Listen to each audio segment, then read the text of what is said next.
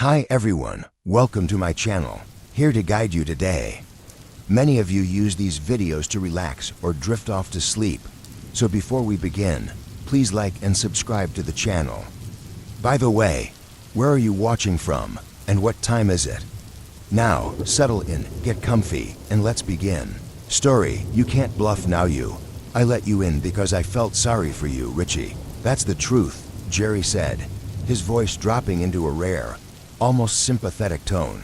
I don't even need your money. I just felt sorry for you. And look what happened. Should I really be helping you dig yourself even deeper? I don't know, kid. Richie's eyes filled with tears. The desperation clawed at his throat, making his words stumble out in a gasp. Jerry, please, I've got to get it back. I lost everything I had. Come on, I'm good for it, I swear it on my mother. Please, Jerry's face hardened. 10 grand, he snapped, that's what you get.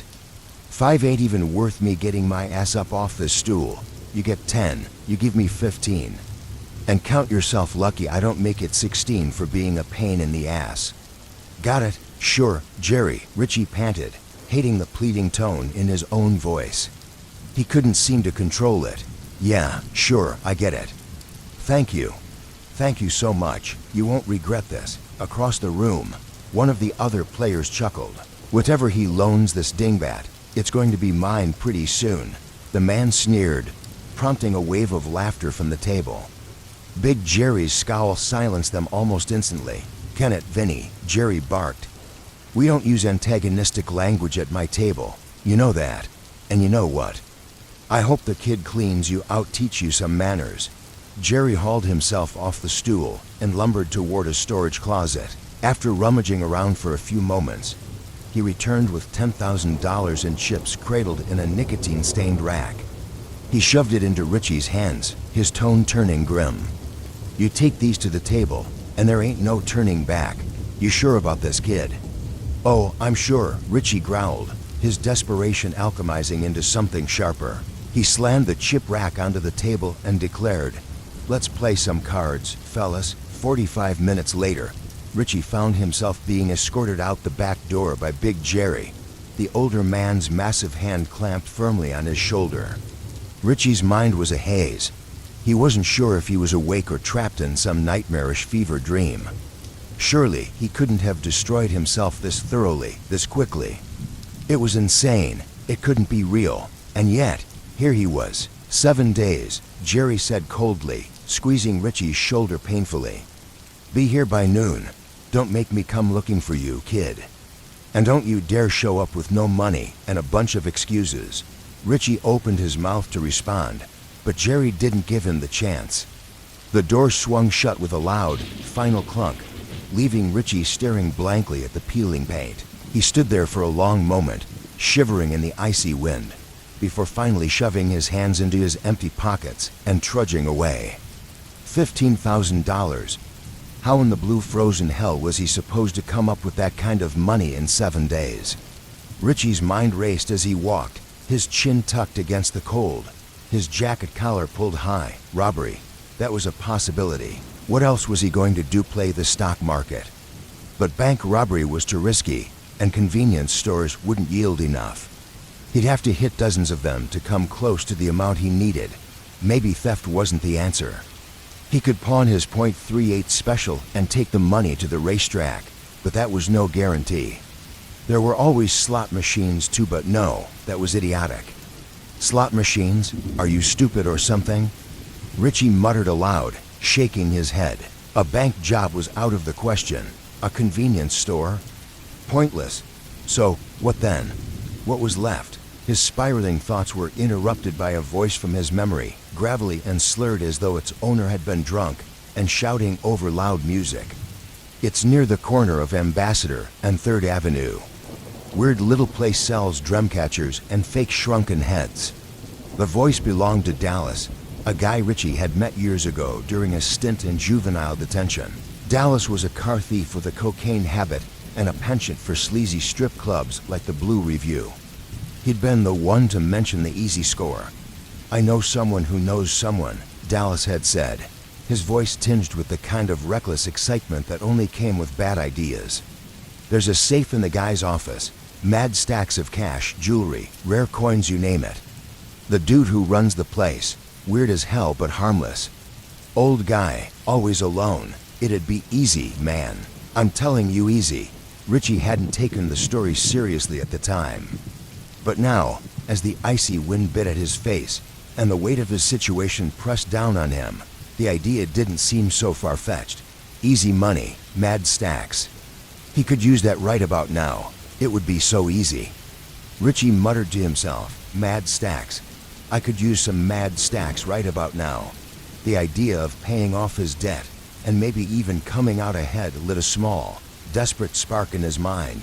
"Or I'm going to have to learn how to wipe my ass with my feet," he added bitterly. He knew the place in uncharted waters, near the corner of Ambassador and 3rd. Dallas had said there was a safe full of cash, jewels, and rare collectibles inside. Items that Jerry Cannella would happily accept as payment. The thought of actually coming out ahead after paying Jerry made Richie's heart race. Maybe this wasn't just about survival.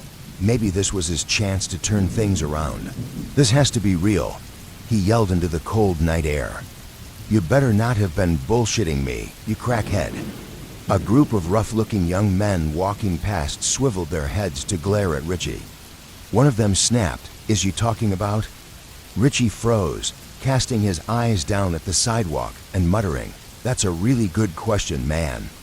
A really good question." He hurried off into the thickening gloom, heading home to fetch his .38 special from the bedside table. Uncharted Waters was a cluttered hole-in-the-wall shop crammed with bizarre and seemingly worthless junk.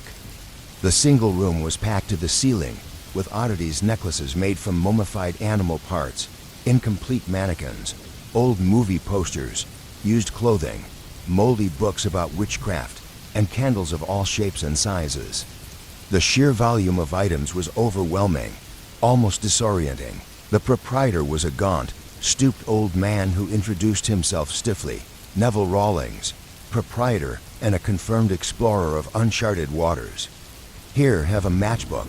Even with his pronounced stoop, Neville stood several inches taller than Richie, who was just shy of 6'1". Dressed in a forbidding black suit and a dark red tie, Neville looked like a sinister funeral director straight out of a vintage horror movie. "You're in luck, sir," Neville said. "I was just about to close for the night. Are you looking for anything in particular?" He steepled his long fingers together in a solicitous manner and waited. Richie absently shook his head. "No, sir. Just wanted to look around." His attention was caught by a locked display case on the front counter. Inside, there was only one item, the most unusual deck of cards Richie had ever seen. The backs were adorned with intricate patterns and characters, black text swirling over a vivid red background. The figures seemed to shift and undulate as he stared, creating a mesmerizing optical illusion. "These cards are something else," Richie said. "I've never seen anything like that before." "What's the lettering? Do you know what language it's in?" "I have no idea, sir," Neville replied. "And I don't believe anyone has ever tried to find out. No one knows but Travis Tanner, the man who commissioned this work of art, and possibly the artist himself. A troubled young fellow, as I recall, but quite talented. Tragically, he took his own life shortly after completing these cards. As the story goes, he broke into a botanical garden and hanged himself from a Judas tree." Richie nodded mechanically, muttering, "Wow, that's crazy." He tried to appear engaged, but his mind was elsewhere. This wasn't a casual visit for him. Richie had never robbed anyone before. He wasn't a stick-up man, he was just an unlucky gambler and a mediocre card shark. His nerves were screaming, and his hand gripped the .38 in his jacket pocket so tightly that his knuckles ached. All he could think was, "I could get 10 years for armed robbery. That's big boy jail, not county lockup. I wouldn't last a week. I wouldn't even want to." Meanwhile, Neville continued, oblivious to Richie's internal turmoil. "Those cards have passed through the hands of some of the most notorious villains of modern times," he said with a wistful air. Richie barely heard him. His heart was pounding as he weighed the risk and the reward. The safe was here somewhere, just like Dallas had said. This could be his chance to settle his debt and maybe, just maybe, start over. But the enormity of what he was about to do loomed over him like a dark cloud. The longer he stood there, the heavier the weight of the decision became. Neville plowed on, seemingly oblivious to Richie's sweaty forehead and twitchy demeanor. Travis Tanner was a gambler of great infamy. Neville continued, his tone growing more theatrical. He ran in infamous circles John Dillinger, members of the Barker clan, senators, mayors, police chiefs, judges, mafioso, and business magnates. Many powerful and dangerous people, and every single one of them lost. No one could beat Travis Tanner's cards. No one. No one? Richie asked, his voice small and papery. He wasn't feeling so hot. In fact, he felt like he might actually pass out and collapse onto the grimy, yellowed floor tiles. He should have just burst in with a ski mask and fired a shot into the ceiling charged and fast and gotten the job done. Why had he decided to play it cool and scope out the room first? There was nothing here but one elderly, Vincent Price-looking dude and piles of junk. What had he been expecting? Navy SEALs. He could have been gone by now. Neville went on. His opponents often said, "You can't bluff Travis Tanner." The cards were never marked, Mr. Gold. Yet, Travis Tanner always knew when to call, when to hold, and when to fold. He was unbeatable, Richie snorted. If he was cleaning everyone out like that, it had to be a loaded deck. No one has that kind of luck. Neville offered a sly, enigmatic smile, picking up an ornate letter opener from the counter and fingering its sharp tip absently. Perhaps, there were rumors that Travis Tanner was deeply interested in the occult automatic writing, seances, things of that nature. He was an intimidating man, tall and cloaked in black. Even the most ruthless gangsters feared him at least a little. No one ever dared to rob him of his winnings, which, coincidentally, is exactly why you're here, isn't it? Mr. Gold. Richie froze, doing a double take. He gaped at the old man before his hand jerked into his pocket, pulling out the gun. The safe. Take me to the safe, and you won't get hurt. Safe? Neville repeated with a dry, mirthless chuckle. He seemed entirely unfazed by the weapon. There is no safe. My only possession of real value is this deck of cards. They are priceless. I cannot allow them to fall into your hands. They were bestowed upon me by Travis Tanner himself on his deathbed. I will certainly not allow them to be stolen by a lowly scoundrel such as you, Richie grimaced. Do as I say, old man, or you'll get hurt. Oh, I believe we'll both get hurt, Neville growled, his arm lashing out with alarming speed. He shoved the gun aside and swung the letter opener in the same motion. Richie jerked back, narrowly avoiding having his throat slashed. The next swing caught him across the forehead, leaving a thin red line that immediately began oozing blood. Richie staggered backward, firing a shot wildly. The bullet shattered a ceramic vase behind Neville, but the old man didn't flinch. He lunged at Richie again, thrusting the letter opener in rapid, sewing machine-like motions. Richie stumbled, tripping over a pile of junk and falling hard onto the floor. The gun slipped from his grasp, skittering out of reach. Neville pounced like a bird of prey. It's closing time, Mr. Gold, he screeched, his face alight with a maniacal grin. Richie wrestled with all his might to keep the blade from plunging into his chest. The old man was deceptively strong, his movements eerily fast, and his eyes gleamed with a bloodthirsty rage. I'll put you with the rest of them, Neville panted. You'll be in fine company very soon, Mr. Gold. He bore down on Richie, forcing the blade closer and closer. Richie bucked wildly, twisting his head to avoid the weapon. The letter opener grazed his neck, leaving a shallow cut, and stuck into the floor with a muted thunk.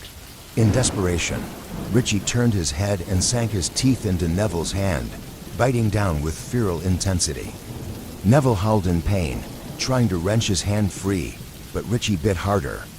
With one final, violent buck of his hips, Richie threw Neville off balance, sending him sprawling to the side. Richie kicked out with both legs, landing a solid blow to the old man's gut. and scrambled across the floor on his hands and knees to retrieve his gun.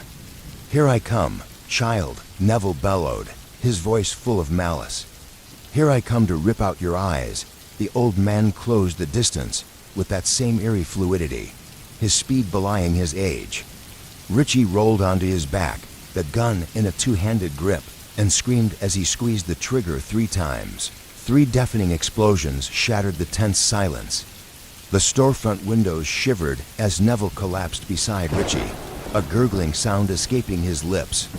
Richie scooted away on his rear, panting heavily. Neville lay curled on his side, coughing up a grotesque mixture of blood and mucus. His glassy eyes locked onto Richie's, and his lips moved silently, but Richie could read them clearly. "I'll see you soon, Mr. Gold." Neville's body went limp, his expression frozen in hatred. Richie's arms trembled as he lowered the gun, his forehead slick with blood and sweat. He wiped his face with a sleeve, his breath coming in ragged gasps. "What the hell, oh man, what the?" The weight of what had just happened came crashing down on Richie like a grand piano. He let out a keening sob, doubling over as a wave of nausea overtook him. Vomit splattered across the blood-streaked floor tiles. He wiped his mouth with a shaking hand and whispered to himself, "I gotta bounce." Staggering to his feet, Richie took one last look at the wreckage before stumbling out into the night. Richie wiped more blood from his eyes with his shirt and staggered through the chaotic mess left by his life-or-death struggle with the homicidal shopkeeper. His mind reeled as he searched for the door to the back room, the supposed home of the fabled safe. According to Dallas, the coked-out car thief, the safe could magically solve all of Richie's rapidly snowballing problems in one fell swoop. At the back of the shop, Richie found 3 doors. The first revealed a musty little bathroom with a profoundly rust-stained toilet. Behind the second, he discovered an equally musty broom closet filled with cleaning supplies. Desperation clawed at him. "Come on, baby," Richie begged the last door, his voice cracking as tears pricked his eyes. "Come on, come on, come on." He opened the third door to find a small, cluttered office. Throwing his head back, Richie let out a triumphant howl before tearing into the room like a whirlwind. Papers, books, and random junk flew everywhere as he ransacked the space. Panic began to build when he couldn't find the safe. He ripped gaping holes in the drywall, hoping to uncover a hidden wall safe, but it wasn't there. The truth hit him like a punch to the gut. The safe didn't exist. Dallas was full of it. Richie screamed, hurling an antique snow globe against the wall. It shattered into countless fragments. "You dummy, he's a freaking cokehead. What did you expect?" Richie ran back into the main showroom, making a beeline for the exit. He cursed at himself for being such a colossal idiot. He shoved the door open and stepped outside, but then froze in his tracks. Neville's words echoed in his mind. "It is priceless." Richie hesitated, his face twisting with conflicting emotions, before turning back inside. His hands trembled as he approached the counter, raising the butt of the .38 and smashing open the display case. The deck of cards inside felt strangely warm as he picked it up. Richie shoved the cards into his pocket, cast a final glance at Neville's lifeless body on the floor, and bolted into the night. The cut on Richie's neck wasn't too bad, but the gaping wound on his forehead was another story. Back in his cramped apartment, he rooted through an ancient first aid kit and patched himself up with mildewed medical tape. He knew it would leave a nasty scar, but he didn't care. Once bandaged, Richie sat at his kitchen table, the naked bulb overhead casting harsh light on the deck of cards. Under the light, Richie noticed something odd. The dense symbols and characters on the backs of the cards were identical on every single one. The design was mesmerizing, a marvel of artistic precision. "No wonder the guy killed himself," Richie muttered. This would have driven anyone nuts. The face cards were even more disturbing. The jacks looked like they were in the final stages of a necrotic disease, their eyes glinting with madness, and their faces riddled with raw, gaping holes where their noses once were. The queens were pale, vampiric beauties with ghostly white skin and pointed canines, exuding both allure and menace. The kings, on the other hand, had a wild, animalistic appearance. Their matted hair and bushy beards hinted at pointed ears beneath their crowns, giving them a sly, Volf-like demeanor. The Jokers were the most unsettling of all. One was a grotesque depiction of the Grim Reaper in a jester's outfit, its mummified skull leering beneath a fool's cap. The other showed a prisoner in a striped uniform, sobbing as he performed a barefoot shuffle, seemingly for the amusement of unseen jailers. "This is creepy as hell," Richie murmured.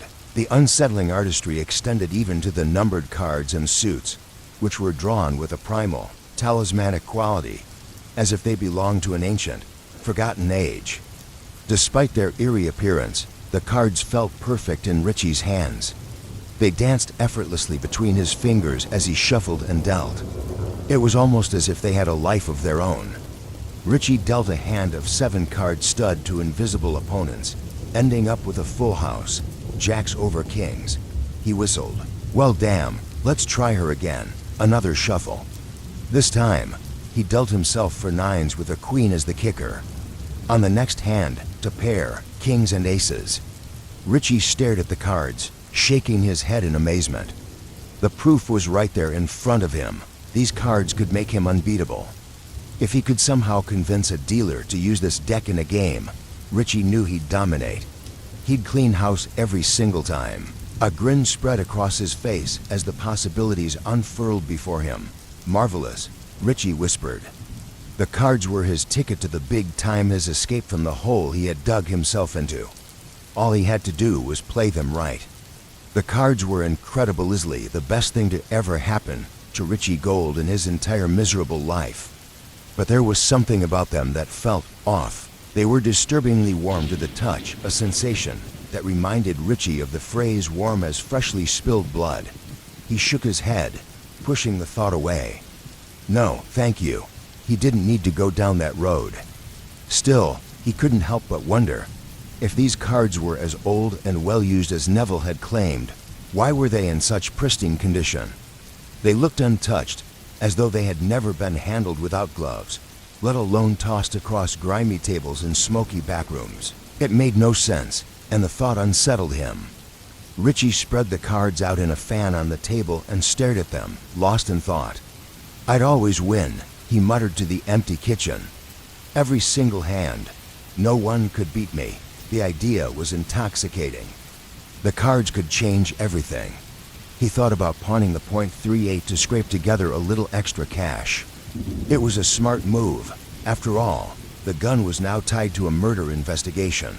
He knew a fence who wouldn't ask questions and would pay cash on the spot. With that money and the cards, Richie could hit a table somewhere and clean house. But there was a catch. How would he ever convince a dealer to use his deck? They'd think something was off, and they'd be right, or would they? Richie's gaze drifted to the intricate symbols on the back of the cards. What if that was their purpose? He chuckled nervously. "Well, underscore, it's a spell," he murmured. "An incantation, some kind of black magic voodoo. Makes it so no one notices anything is wrong." The more he thought about it, the more it made sense. It had to be. To calm his nerves, Richie downed a couple of beers and forced himself to eat the last of his leftover lo mein. Afterward, he grabbed another beer for courage, shrugged on his ratty coat, and tugged a hat low over his forehead. He glanced at himself in the cracked mirror by the door and saw a wreck of a man with a sordid past and haunted eyes staring back at him. "Time to change that," Richie muttered. "Golden Richie, let's live up to the name." He tucked the cards into his pocket, said a silent prayer to anyone who might be listening, and stepped out into the night to find himself a game. It was shockingly easy to get people to use the cards. All Richie had to do was put the deck on the table and say, "We're using these tonight." Everyone would glance at the cards and respond, "Yeah, sure, whatever," as if they were hypnotized. No one noticed the grotesque details of the cards, the syphilitic jacks, the vampiric queens, or the wild, feral kings. It was as if the true appearance of the cards was obscured by a mirage. Richie hit to games that night and came home $3,000 richer. He spread the money out on the table and smiled at it, savoring his first real win in years. Drinking his last beer, Richie basked in a sense of triumph and relief. He had 6 days to make up the rest of the debt, and he didn't foresee any problems. "Not now, Golden Richie," he said to himself, grinning. Damn straight. Pure gold. Feeling invincible, Richie called his workplace and left a message for his manager, detailing exactly why and how he could go screw himself. Then he collapsed onto his sagging cot, drifting into a deep, alcohol-fueled sleep. That night, Richie dreamed of the curio shop. He stood amid the wreckage, frozen in mute horror as a towering shadow drifted through the closed door and into the room. The dark figure paused over Neville's lifeless body before gliding toward the shattered display case. It hovered there, its presence radiating malice. The figure turned to Richie, and his heart stopped. The entity reached into the broken case and withdrew a single card, laying it face up among the shards of glass. Richie's breath caught as he saw the Joker card the prisoner. His blood ran cold as he recognized the Joker's face. It was his own. His eyes had been gouged out, the empty sockets raw and bleeding against his pale skin. "I'm sorry," Richie squealed, hot wetness spreading across his crotch. "I didn't even want them. I swear. I just needed money."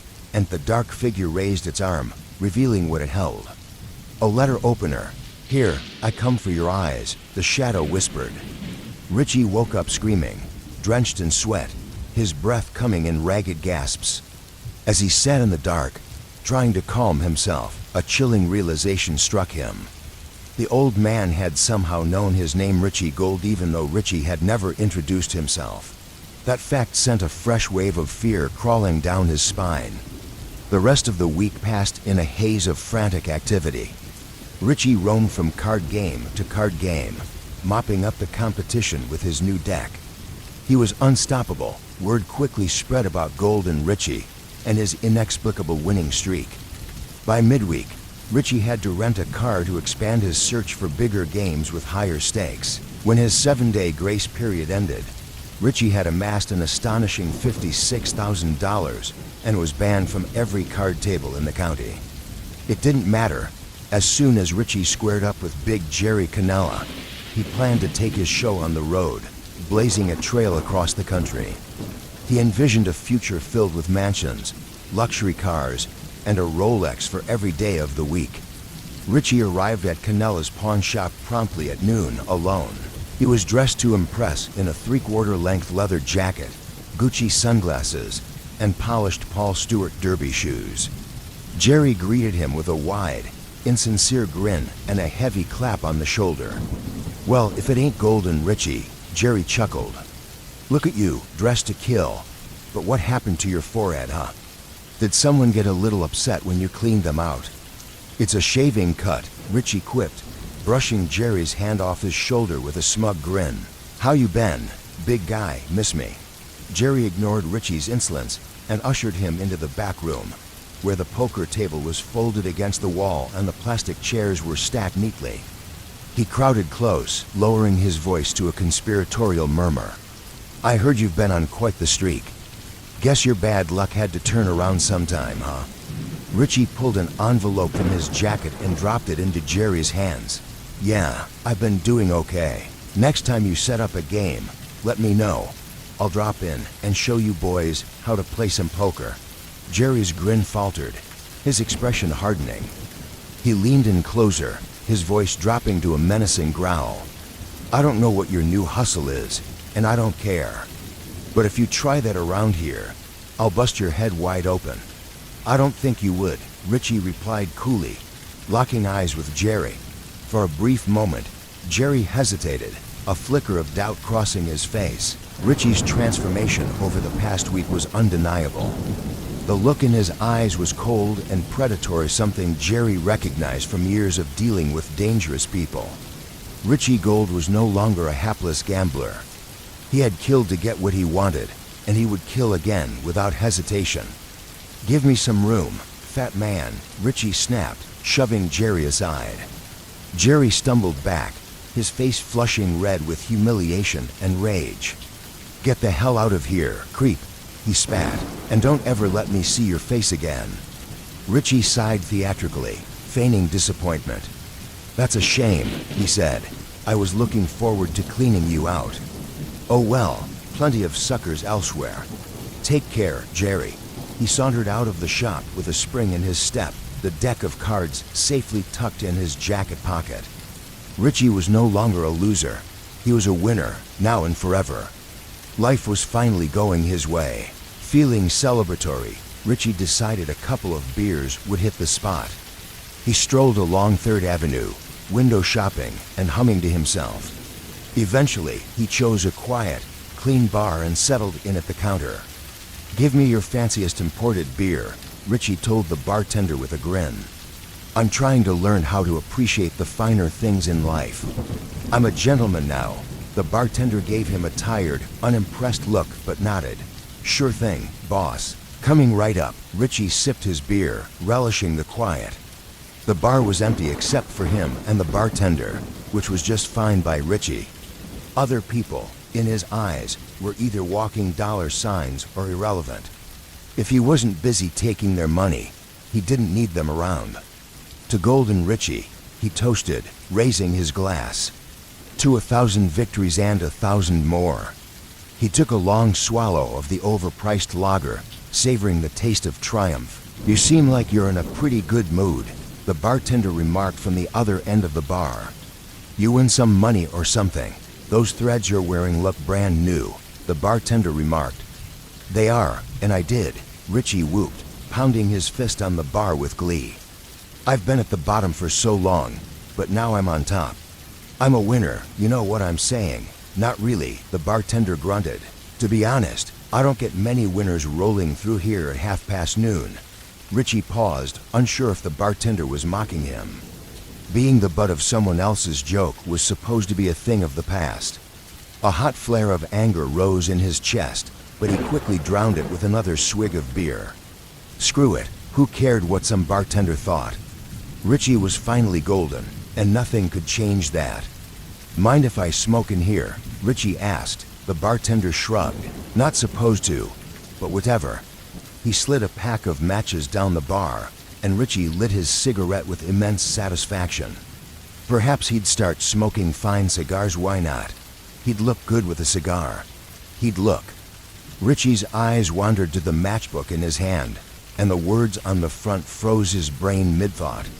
The matches slipped from his fingers and fluttered to the floor. His stomach churned as he gripped the bar to keep from sliding off his stool. The matchbook read, "Welcome to uncharted waters." Proprietor, Neville Rawlings. A chill ran down Richie's spine.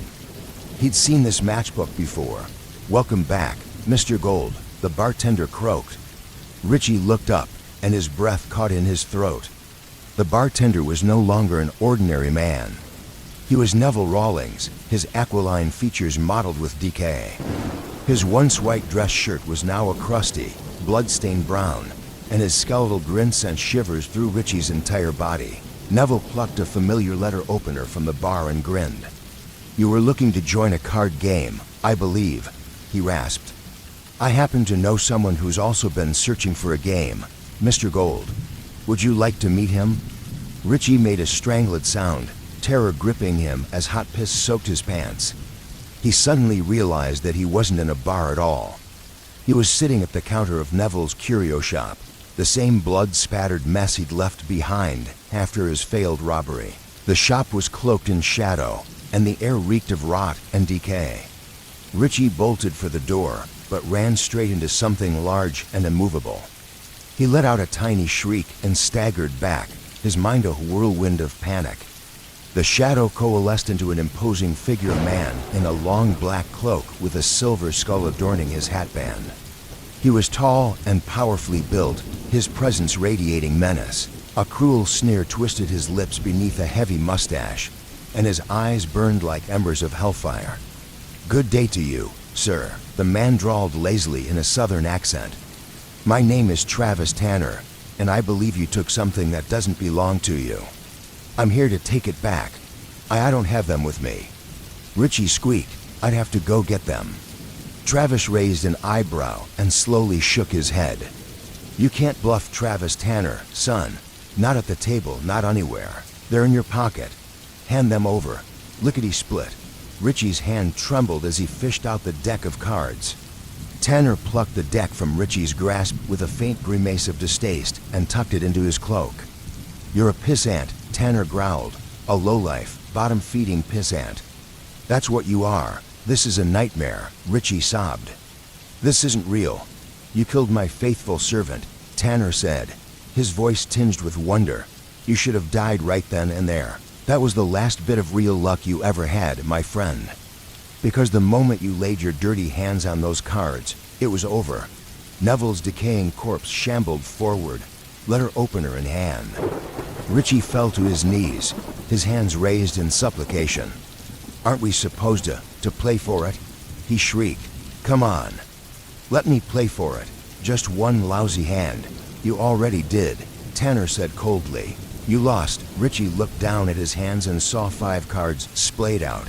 To pair black aces and eights, a dead man's hand.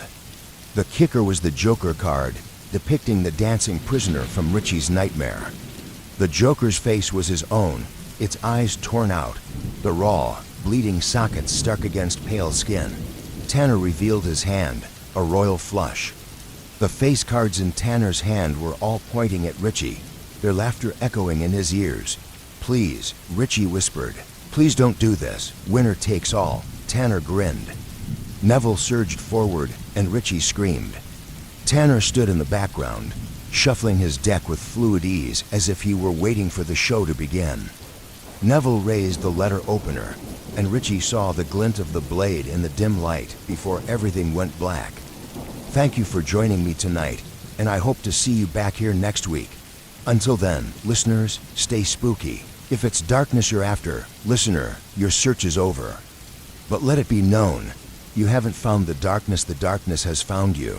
I've been working in West Virginia as a sheriff's deputy for close to 10 years now, but none of that time prepared me for what happened last night in 1996. I was assigned to a small town nestled in the Appalachian Mountains, exactly the kind of quiet place you'd expect nothing bad to happen. I liked it that way. Name's David Keene, though my buddies call me Keene. I don't usually get too deep into personal details at work, but I'm the kind of guy who's easygoing about most things, except when it comes to doing my job right. When I'm off duty, I'd rather crack a dumb joke than dig into the heavy stuff. My wife says I'm a walking one-liner, which is fair, considering how often I'm guilty of throwing humor around just to keep life light.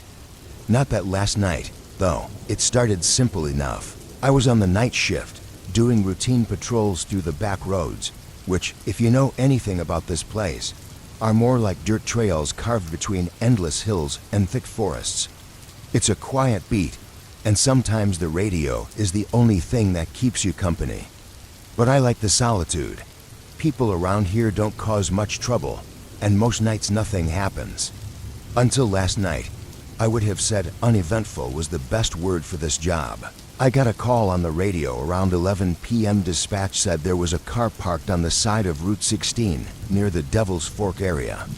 Locals rarely go out that way.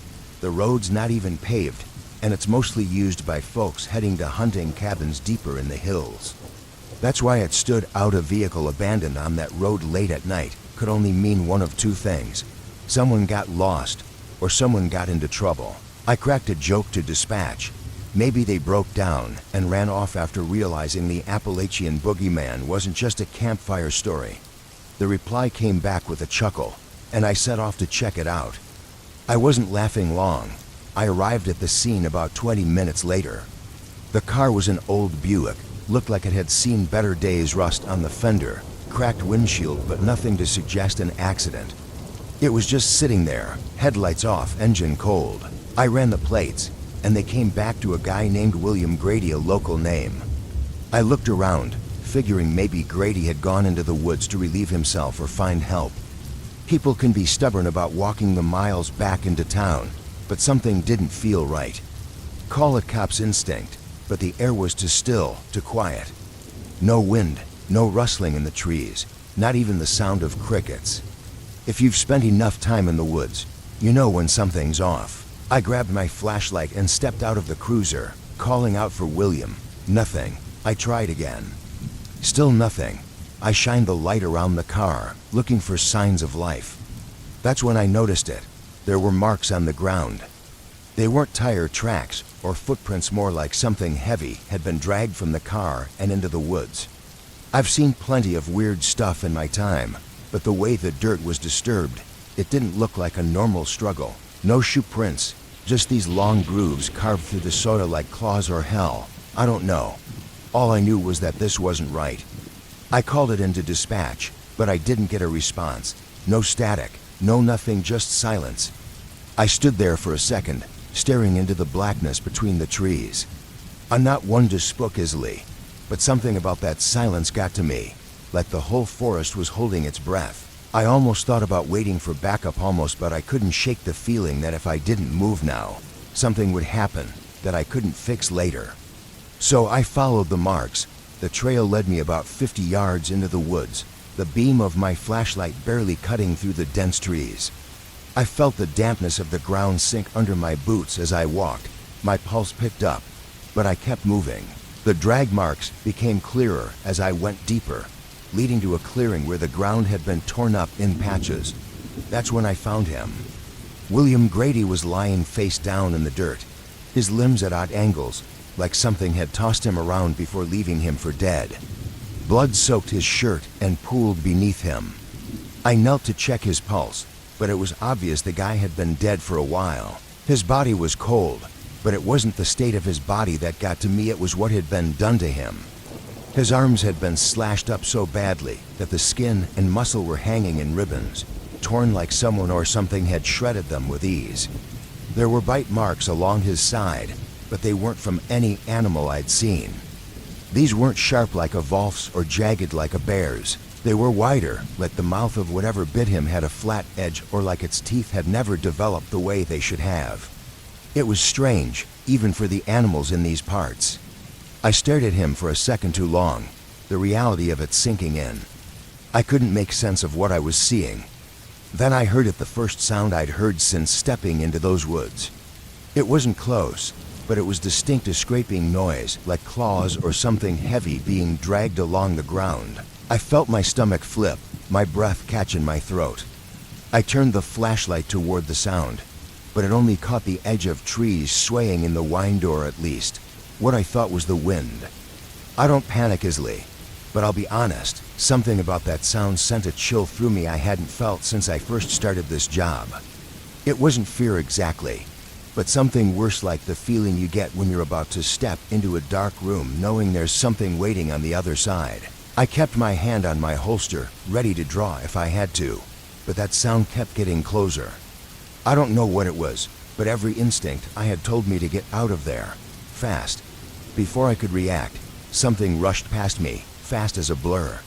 The beam of my flashlight flickered, catching just the edge of something moving too fast to make sense of.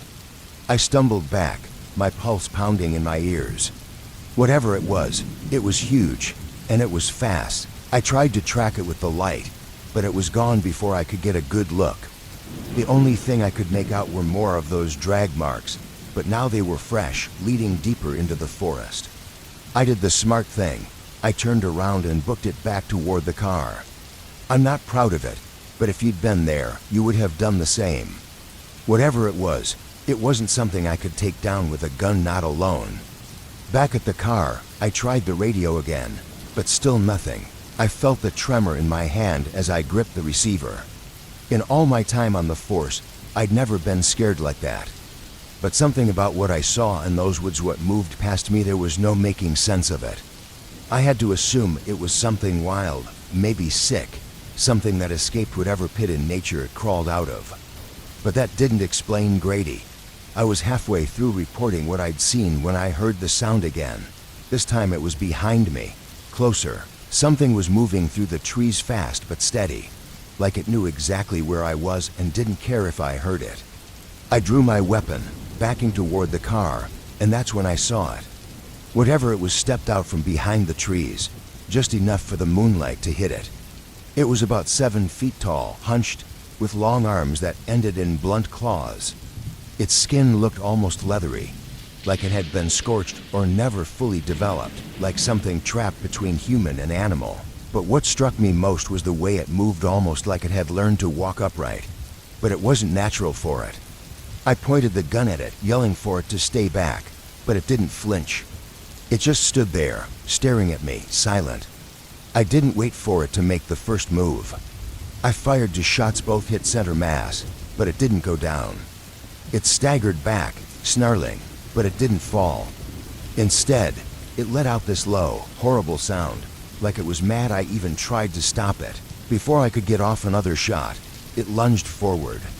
I barely had time to jump out of the way, rolling into the dirt as it crashed into the side of my cruiser, denting the door with its weight.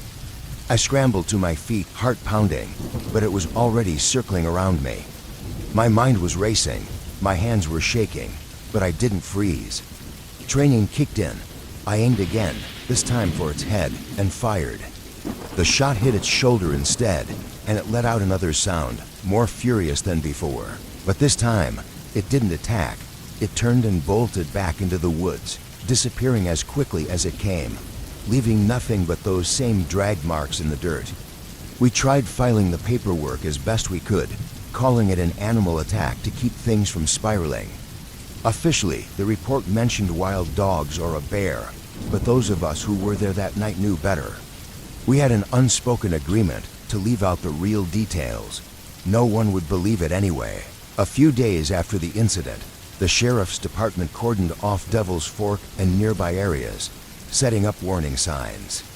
People started avoiding the place, even the locals, who were usually too stubborn to pay attention to official warnings. But I couldn't shake the feeling that it was just the beginning. You don't see something like that and go back to normal life, not completely.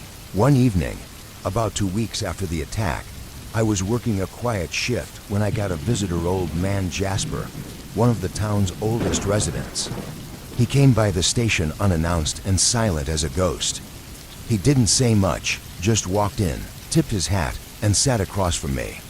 His eyes were dark, deeper than I'd ever seen, and there was something in the way he stared that unnerved me. He didn't blink. You saw it, didn't you? He said, his voice low and gravelly, like he was stating a fact. I nodded, though I didn't confirm exactly what. I didn't need to. He leaned in closer, his breath smelling faintly of tobacco and something older. We call it the Shadowkin. Been around longer than these hills. Longer than anyone can remember. We don't talk about them, cause it draws them closer. They're not just animals. They're smarter than you think. I swallowed hard, feeling the weight of his words settling over me. So what do we do? Jasper shrugged, his wrinkled hands tapping the arm of the chair. You don't do nothing. Stay out of their land, that's all you can do. They don't bother much unless you wander into their territory. And you did. His words hung in the air, heavy with finality. There wasn't much else to say. Jasper stood up, tipped his head again, and walked out without another word. The town moved on, as towns do. People carried on with their lives, but there were always whispers, folks warning each other not to stray too far into the woods or venture near Devil's Fork. And no one, not even the most curious of locals, dared to ask what had happened to Grady or Carson. As for me, I stayed with the department, but I kept my distance from those woods. I'm not the superstitious type, but I'm not an idiot either. There are things out there you can't explain, and after what I saw, I wasn't about to push my luck. A few months later, I put in for a transfer, not because I was scared, not in the way you might think, but because I couldn't shake the sense that the forest had marked me somehow. Even when I wasn't there, I felt like it was watching, waiting for me to come back. And that was enough for me to pack up and leave. The last time I drove past the Devil's Fork sign was on my way out of town. I glanced toward the tree line one last time, half expecting to see something, but there was nothing. Just the same quiet stillness I felt before. It's been years since then, and I don't talk about what happened much. I don't have nightmares or scars, at least not the kind you can see, but every now and then when I'm driving through a dark stretch of highway or walking through unfamiliar woods, I get that feeling again. The sense that something's just a little too quiet, a little too still. And I remember Jasper's words, they're smarter than you think. So I keep moving, and I don't look back. You see, Some things you don't need to explain. Some things you just need to stay away from. I didn't become a cop to make friends. I became one because it was the only thing that made sense after my brother disappeared. That was 15 years ago. In a small town like Yakil, Washington, nobody really goes missing, not for good, at least. But Robbie, he never came back. It's why I've stayed here, pounding the same dirt roads, hoping one day I'd figure it out. It's funny how a quiet day can flip on you just when you think you've got things under control. Something slaps you right across the face. It was 2007, a time when nothing much ever happened in Stanton. Population just shy of 2,500, and I think half of those were cattle. Anyway, name's Wyatt Fletcher, local sheriff for the past 8 years. Not a bad job if you're into traffic stops, breaking up bar brawls, and helping old ladies figure out how to reset their TV remotes. Real edge of your seat stuff, right? My wife used to joke that I'd end up writing parking tickets for life. She wasn't wrong. Stanton's no crime capital. It's mostly fields, barns, and to streets where every business closes by 6 p.m. unless you're talking about Miller's Diner, which stays open until 10 on a good night. The kind of place where you can leave your car unlocked and not worry. That's what I thought. Anyway, the day started like any other. I just finished filling out a report on someone's missing chickens and honest-to-God farm animal theft complaint when dispatch buzzed about a call. Around here, weird noises usually means a raccoon in the trash or a kid messing around. But this wasn't one of those calls. Wyatt, you better check out the old Granger place, Helen from dispatch said. Caller says there's something in the barn. Says it doesn't sound normal. Define normal, I asked, half smirking as I grabbed my keys. Helen didn't laugh. Just get there, Wyatt. The Granger farm had been abandoned for over a decade. The land was nothing but overgrown weeds and rusting machinery. Folks around here said the place was haunted, but folks around here also said the creek water gave you warts. Most of the talk was just that talk. When I pulled up the long gravel drive, I noticed something odd right away. The barn doors were cracked open, just enough to make you feel like something might be watching from the shadows inside. I grabbed my flashlight and started toward it. There was no sign of the caller, and frankly, I figured I'd be chasing off some kids who dared each other to camp out there for the night. The smell hit me first. You don't expect certain things when you've been in law enforcement for a while, but smells are something else. This wasn't just bad, it was wrong. Like something had been rotting for a good while, hidden deep in the corners of that barn. I stepped inside. The air was heavy, thick with dust and decay. The beam of my flashlight cut through the dark, and that's when I saw it. Dead animals. Not just chickens or stray dogs, but larger ones. Sheep, a cow, even a deer. All of them torn apart in ways that weren't natural. Not cleanly, either. It was like something had ripped them open without a care in the world. A chill ran through me, and not because of the cold. I've seen enough dead things to know when it's an animal attack. This wasn't that. This was different. I heard something move in the shadows. Not a scuffle or the rustle you'd expect from an animal trying to hide. No, it was deliberate, a heavy drag, like something too big for its own body scraping across the floor. The rotten stench thickened, clinging to the back of my throat, and the hairs on my neck stood up like they sensed something my brain couldn't process yet. "Who's there?" I called out, my hand instinctively drawing my gun. That's when I saw it, or part of it. The beam of my flashlight caught a mass of matted black fur, hunched low over something in the corner. It was large, larger than any bear or wild animal I'd ever seen in these parts. But it wasn't just the size. It was the way it moved, the deliberate stop when the light hit it, as though it was thinking. The damn thing was thinking. I stepped back, my heart racing. Slowly, it lifted its head, and in that split second, I knew this wasn't a bear. No animal stares at you like it's calculating whether you're worth the effort. It snarled, or something close to a snarl, to low, to deep, like air forcing its way out of a hollow chest. I fired. Not out of bravery, but fear. The shot echoed through the barn, but all I managed to do was piss it off. It lunged, impossibly fast for something so massive. I barely dodged, feeling the rush of air as it swiped past me, scattering old crates like they were toys. My brain finally caught up with my legs, and I ran full tilt out into the open. Outside, I could still hear it crashing around inside, slamming into walls and letting out furious, guttural noises. But it didn't follow me. I don't know why, and I wasn't about to stick around to find out. "Helen," I yelled into my radio, "I need backup. Something's not right out here." "What do you mean, Wyatt?" Her voice crackled back, calm and skeptical. "I don't know what it is, but there's a thing in the barn that's killing livestock, and it could be dangerous." "Wyatt," she replied slowly, "are you sure it's not just some wild animal?" "It's not a damn animal." I shouted, cutting her off. There was a long pause. I could almost hear her trying to decide if I'd finally lost it. "Maybe I had.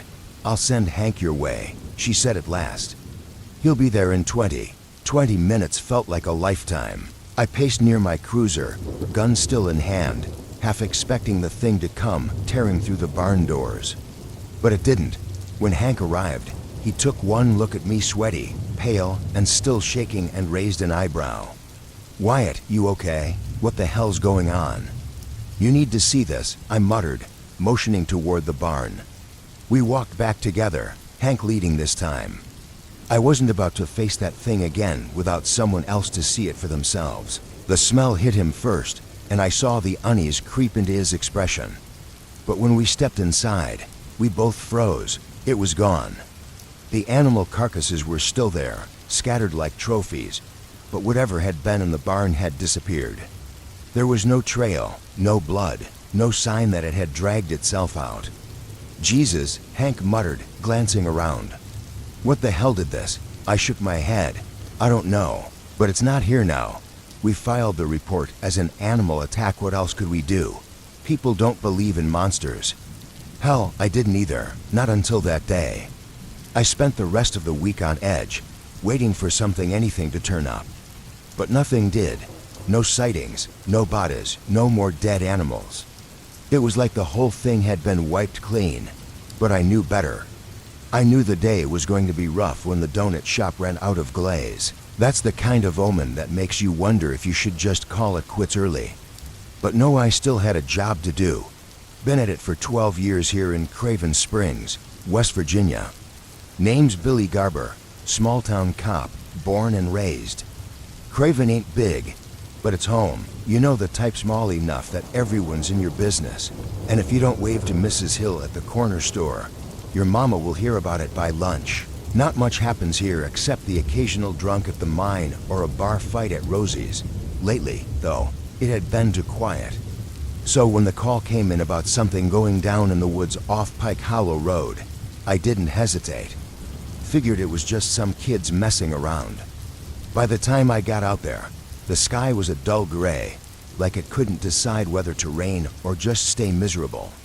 Pike Hollow Road wasn't much more than a dirt path cutting into dense forest, the kind of place you only go if you're hunting or hiding. Dispatch hadn't said much, just strange noises, which usually meant a spooked raccoon or a coyote. I parked my cruiser at the trailhead and stepped out, flashlight in hand. The woods were unusually quiet. No birds, no whine, just stillness. "All right, let's see what you kids are up to," I muttered, heading into the trees. It didn't take long to realize this wasn't kids playing a prank.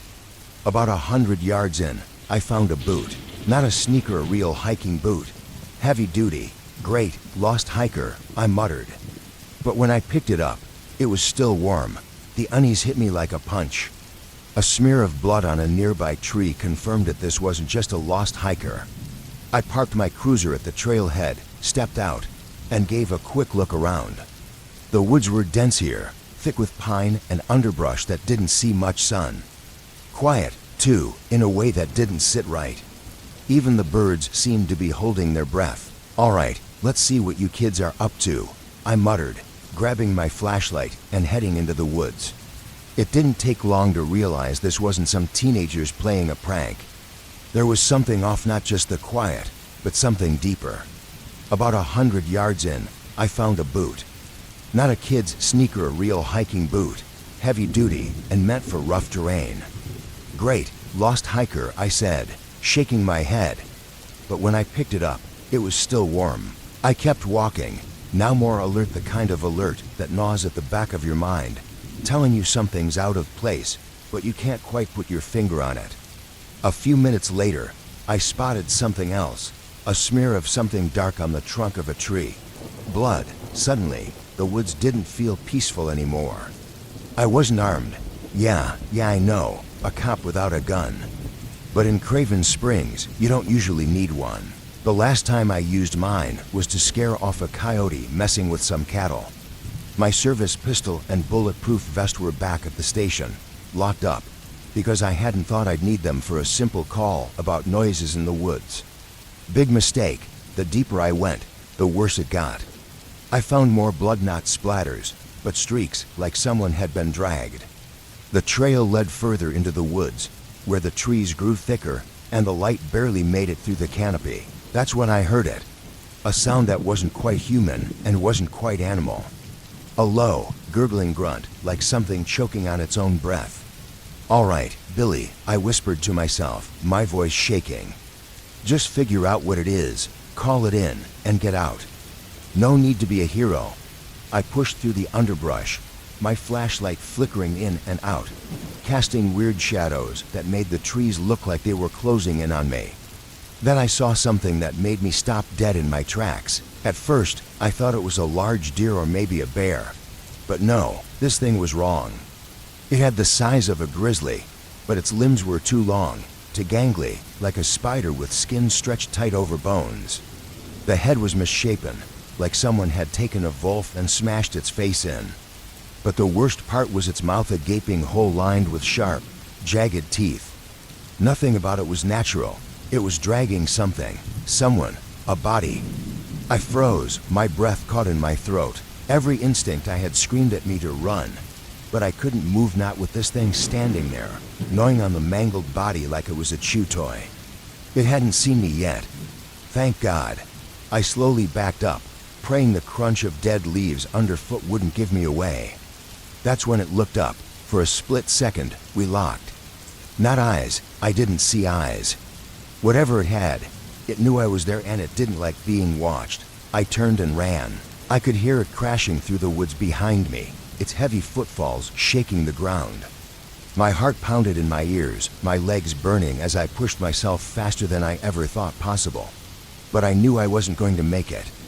This thing was faster, stronger, and hungry. I made a split-second decision. I couldn't outrun it, but maybe I could outsmart it. Veering off the trail, I dove into a patch of thick brush and crouched down, holding my breath. The noise stopped. I sat there in the silence, my chest heaving, adrenaline surging through my veins.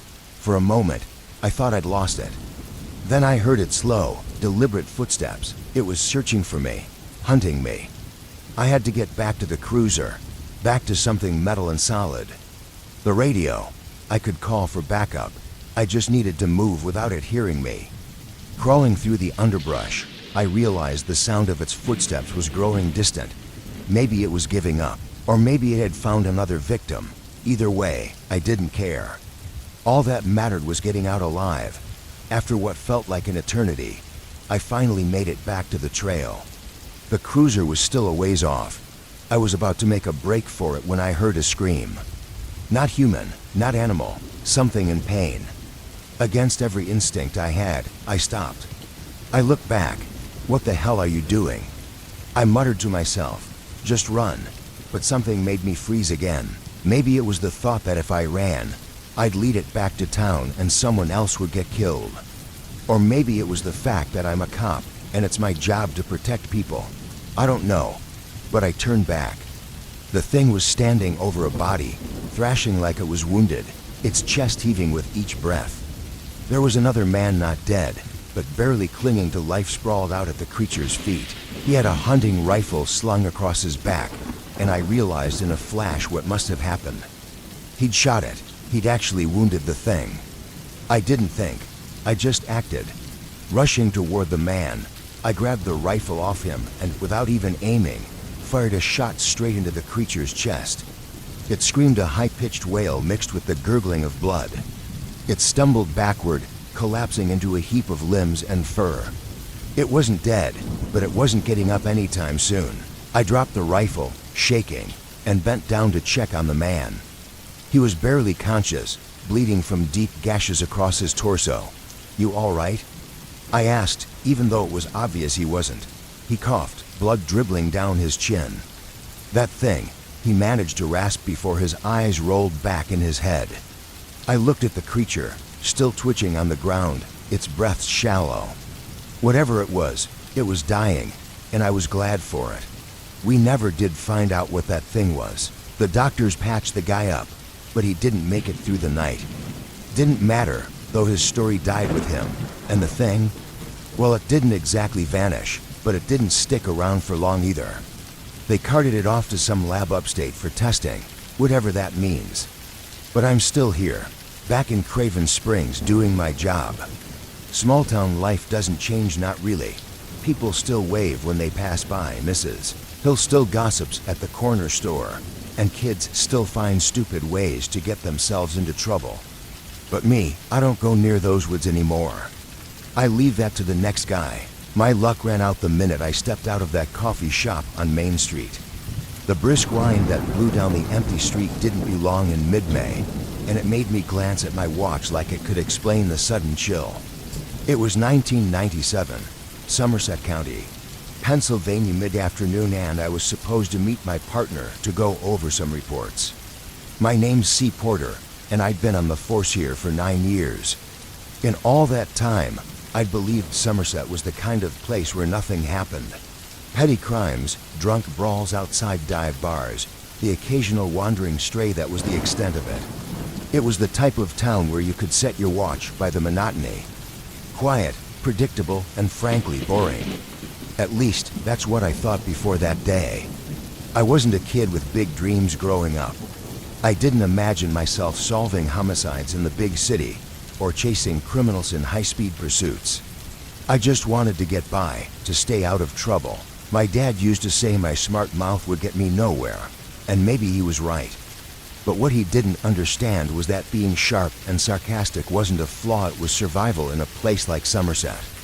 Being a cop wasn't my dream job, but it paid the bills and gave me something to focus on, something to stop me from thinking about why I never left this town. The truth was, I stayed because there was nowhere else to go.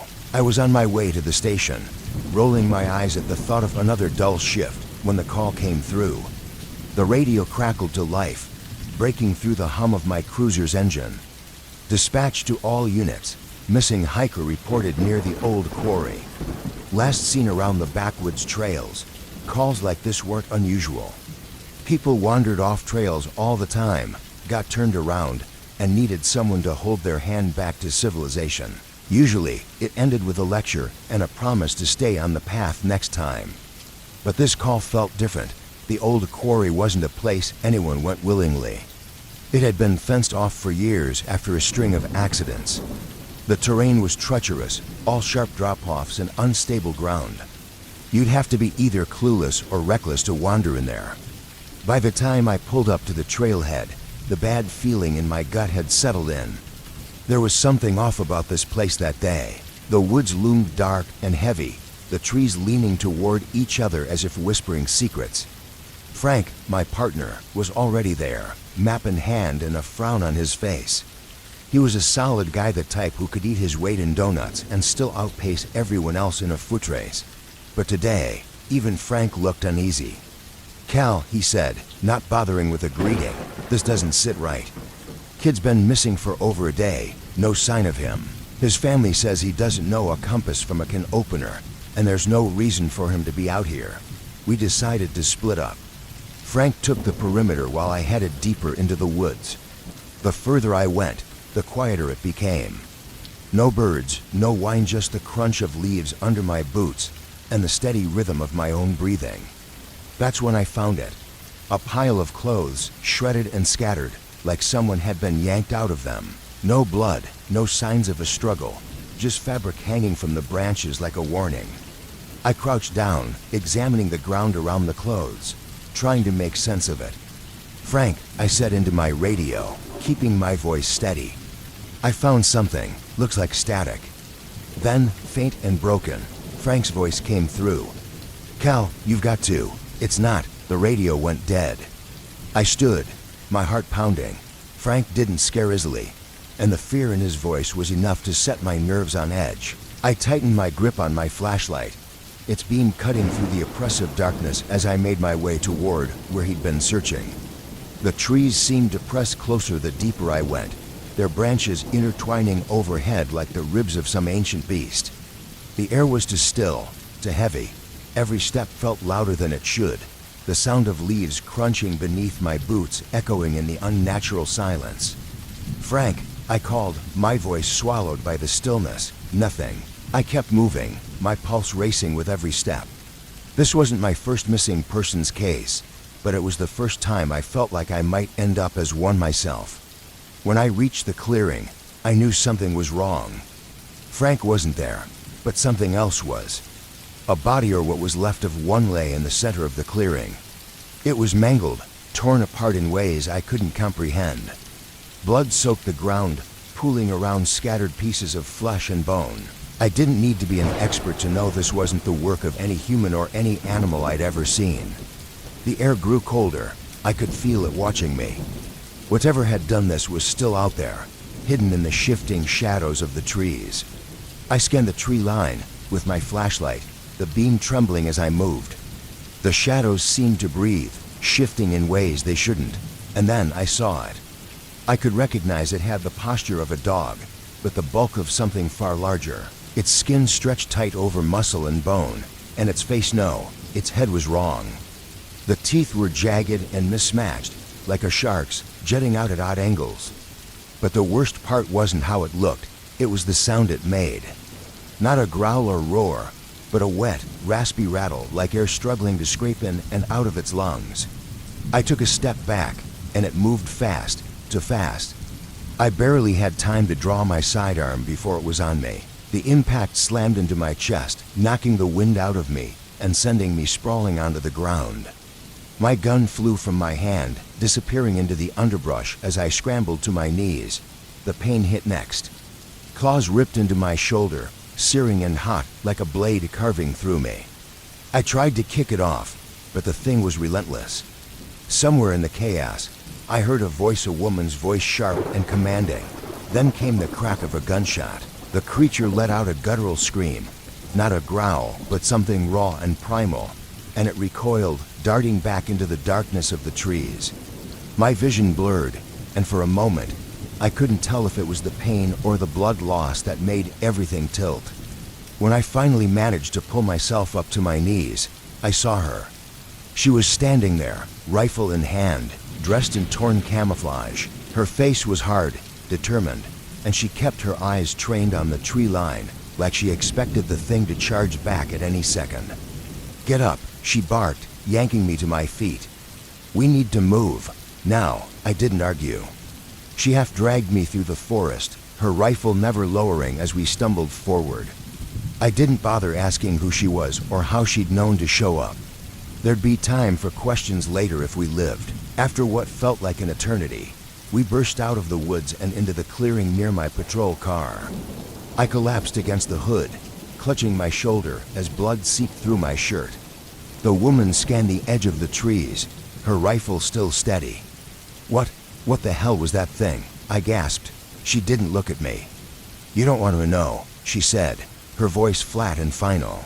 There was something in her tone, something heavy, like she'd seen this before, like she knew exactly what it was capable of. I wanted to press her for answers, but exhaustion hit me like a wave, dragging me under before I could say anything else. When I woke up, I was in the hospital. My shoulder was wrapped in bandages, and the pain had dulled to a distant throb thanks to whatever meds they'd given me. Frank was dead. They never found his body, but I didn't need them to. I knew what had happened. That thing had taken him, just like it tried to take me. I left the force a week later. It wasn't because I was scared, and it wasn't because I was traumatized. No, it was something else. I realized that nothing I could do, no amount of training or patrolling, could keep Somerset safe.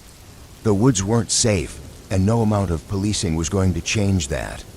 Whatever that creature was, it was still out there, lurking in the shadows of the trees. And the worst part, I had a feeling it wasn't the only one. They say boredom will drive a cop to do dumb things. Hell, they're right. The year was 1997, and I was working as a small-town cop in Lewis, Nebraska. You've probably never heard of it, no one has. Nothing ever happened there except the occasional speeding ticket or the town drunk getting rowdy at the local bar. I'd been on the job for nearly 8 years, and in all that time, I never thought I'd encounter anything that would make me question my sanity or my survival. The name's Rob Teague. No, not the most glamorous name, but it works. I'm what you'd call a functional guy. I get things done. I didn't grow up with much. My parents weren't what you'd call nurturing, and I sure as hell didn't have some grand dream of being a cop. But here I was, stuck with a badge in a town where the most dangerous thing I dealt with was runaway livestock. Lewis was quiet. Too quiet. It was a regular Tuesday, or maybe it was Wednesday. Doesn't really matter. I was working the late shift, driving the empty streets, sipping stale coffee. The radio crackled a little, but there were no calls, just the dull hum of my cruiser's engine. Then I got a call, not from dispatch, but from Ed Rourke, one of the old farmers on the outskirts of town. Ed wasn't the type to call the cops unless something serious was up. "Rob, you gotta get out here," he said, his voice shaky. Something ain't right. Now, Ed's the kind of guy who can spot a problem with his cattle from a mile away. He doesn't exaggerate. If he says something isn't right, something's wrong. I tossed the coffee out the window, hit the lights, and made my way to Ed's farm. When I pulled up, Ed was standing on his porch, shotgun in hand, looking pale as a ghost. I made a joke about how the shotgun didn't suit him anymore, but he wasn't laughing. "Over there," he said, nodding toward the field behind his barn. "Something's been tearing up the livestock," Ed said, his voice low. "2 of my cows gone. Dragged off, Rob. The others are spooked real bad."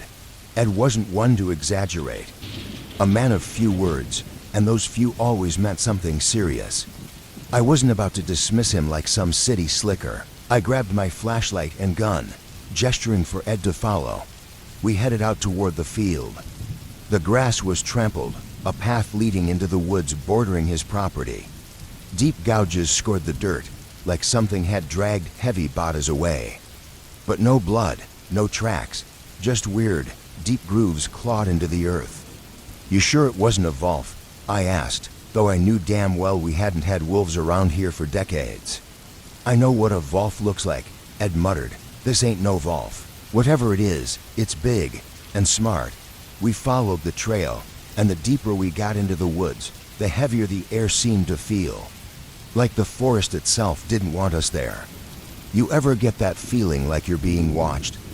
It hit me all at once, like a punch to the gut. I didn't say anything, but Ed must have felt it till he stopped dead in his tracks. That's when we heard it, rustling in the trees. Something moving, no creeping. I raised my flashlight, sweeping it across the woods. For a second, I caught a flash of movement. It was big, real big. At first, I thought it might be a grizzly, but the way it moved.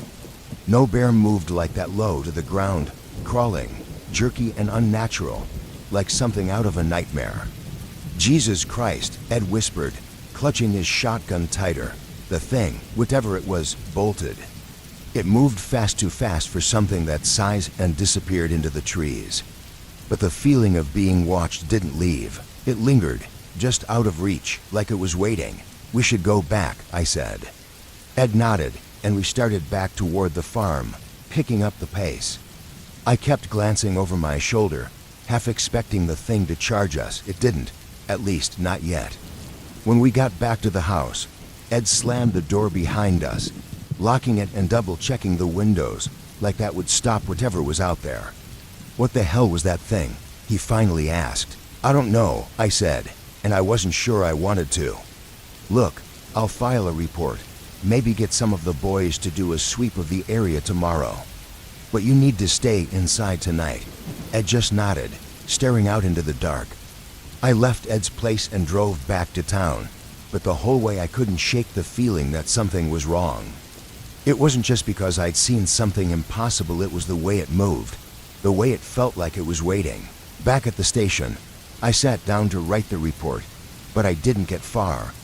How do you describe something like that?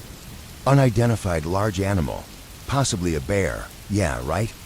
No one was going to buy that. Just before dawn, the phone rang, another call. This time, it was Carol Winters, who ran the local diner. She was hysterical, babbling about how her son hadn't come home last night. He'd been out with friends, hiking in the woods near the old mill. I'll head out there right away, I told her. By the time I arrived at the trailhead, the sun was just starting to rise. A few of the boys' friends were still there, pale and shaking. One of them, Mitch, was trying to explain what had happened, but he wasn't making much sense. We saw something, he stammered. We thought it was a deer at first, but then it stood up. It wasn't a deer. I pushed for details, but Mitch wasn't in any state to give a coherent answer. All I got was that something came at them from the trees, and they ran. But Carol's son, Jake, didn't make it out. He wasn't fast enough. I radioed for backup and began searching the area with a few other officers. The woods were thick, the trees casting long shadows that made everything feel claustrophobic. We spread out, calling Jake's name, hoping he was just lost or hiding. Then we found him, or at least what was left of him. His body was torn apart like it had been caught in a shredder. There wasn't much left that was recognizable, just chunks of flesh and bones scattered across the ground. It was hard to believe this had once been a person. My stomach churned, but I kept it together. The others weren't so lucky. One of the younger officers puked right there on the spot. We didn't say much after that. Just packed up what little we could and radioed it in. There was no way to spin this. I couldn't call it an animal attack. Nothing I knew could do something like that. Not this cleanly, not this viciously. By the time we got back to the station, word had already spread through town. In small places like Lewis, news travels fast. People were scared, and rightly so. The rumor mill started churning, and soon everyone had their own theory about what was out there. But no one knew for sure. No one had answers.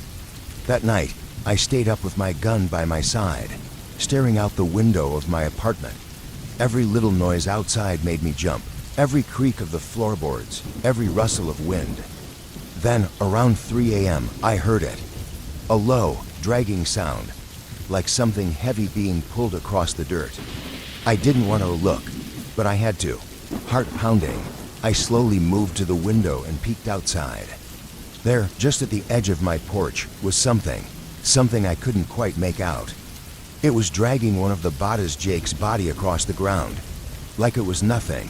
I should have shot it. I should have done something, but I froze. Just stood there, watching as it disappeared into the darkness, dragging its prize with it. Then, just like that, it was gone. The feeling of dread lifted, and everything went quiet. The next morning, I called in sick. No one questioned it.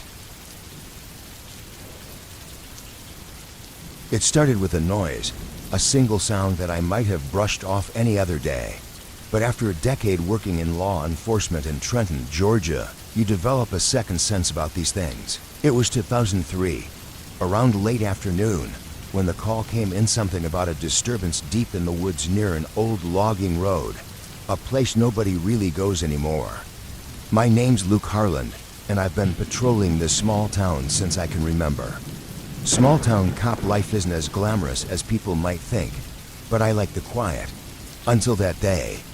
The dispatcher told me some hikers had found something, a body, maybe, but the details were sketchy. People around here don't get themselves killed, not like that. Maybe a hunting accident, or some poor fool who tangled with a wild animal. But when I got to the scene, what I saw wasn't anything natural. I parked my cruiser on the side of the dirt road, and the hikers were waiting near the tree line. A couple of tourists, lost more than anything. "It's just down there," one of them muttered, pointing with a shaky hand. "I think it's a person." I could feel the air change as soon as I stepped into the woods. The trees here seemed to close in like they were hiding something.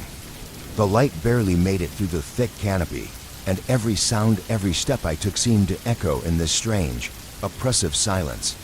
I knew these woods well. Hell, I grew up around here, hunting with my dad and uncles.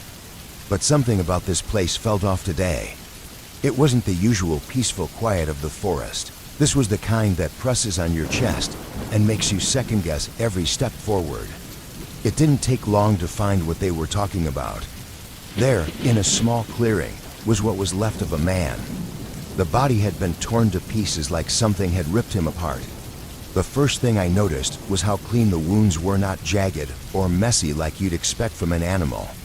It was almost surgical, like someone or something had done this with precision. Now, I've seen my fair share of accidents, but this wasn't like anything I'd ever come across. I radioed it in, keeping my voice steady, but my hands were trembling as I clicked the mic back into place.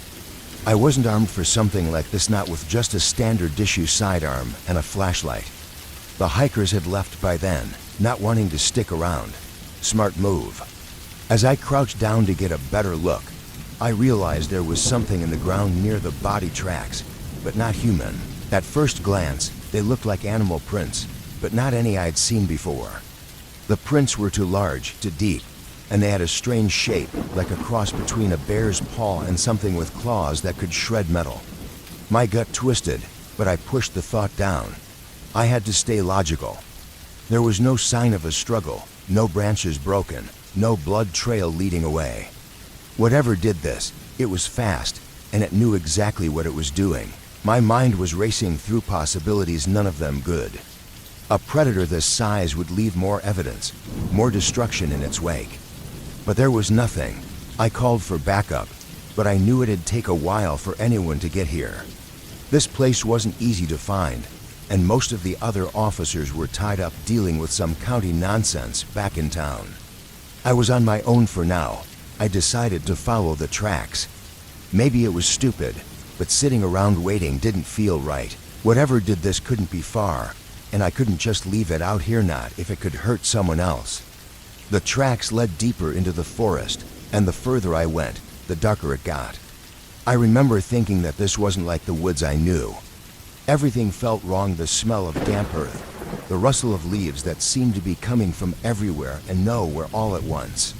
About half a mile in, I found something else. A second body. This one was different though. Torn apart, sure, but it was fresher. There was still steam rising from the wounds, and the smell hit me like a punch to the gut.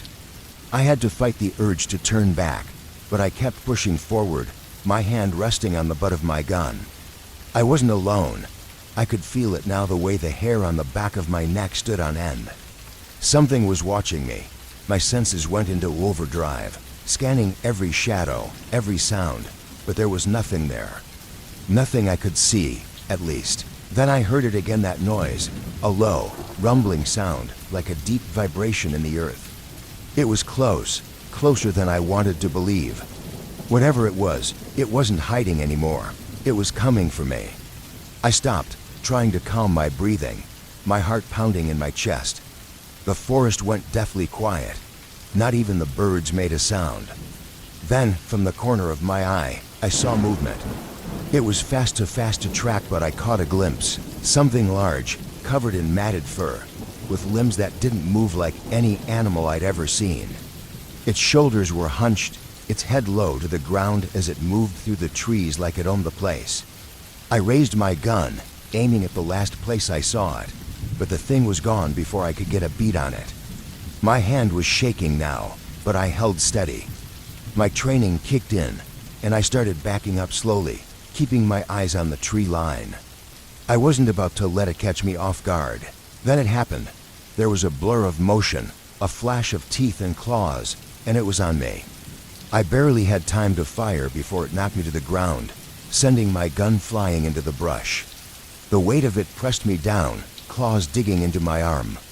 It was heavy, and the stench was overwhelming, like wet fur and rot. I managed to roll, grabbing for anything I could use to fight back. My hand closed around a broken branch, and I swung it with all the force I had left. The creature snarled, a guttural sound that reverberated through my skull, but the branch broke against its thick hide.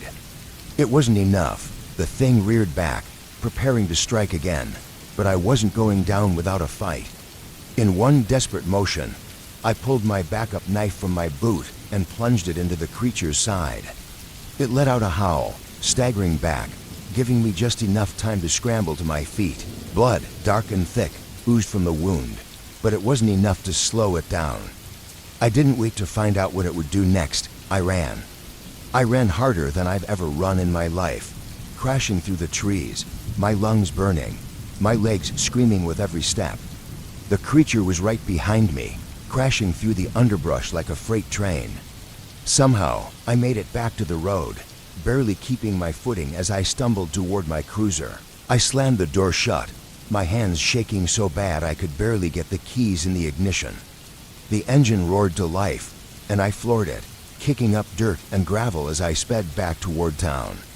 I didn't stop until I was back at the station, covered in mud and blood, my heart still hammering in my chest. I must have looked like hell, because the guys didn't ask many questions. They just sat me down, gave me water, and let me breathe.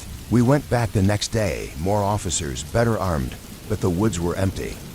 The bodies were still there, torn apart just like I'd found them, but the creature was gone. I didn't stick around long. Something about those woods, about that place, felt wrong in a way I couldn't explain. The official report said it was a wild animal attack. They chalked it up to a bear or a cougar, but I know better. There's something out there in those woods, something that doesn't belong, something we're not supposed to see. I quit the force a month later. Not because I was scared, no. I've been in this job long enough to know fear, but this was different. You don't walk away from something like that and pretend it's normal. You don't go back to your regular life knowing that there's something out there that could tear you apart and leave no trace behind. But I never told anyone the full truth. Maybe because I knew they wouldn't believe me, or maybe because I didn't want to believe it myself. I moved to a new town, got a different job. Life's quieter now, more normal. But every now and then when I hear that strange sound just on the edge of hearing, I can't help but wonder if it's still out there somewhere, waiting.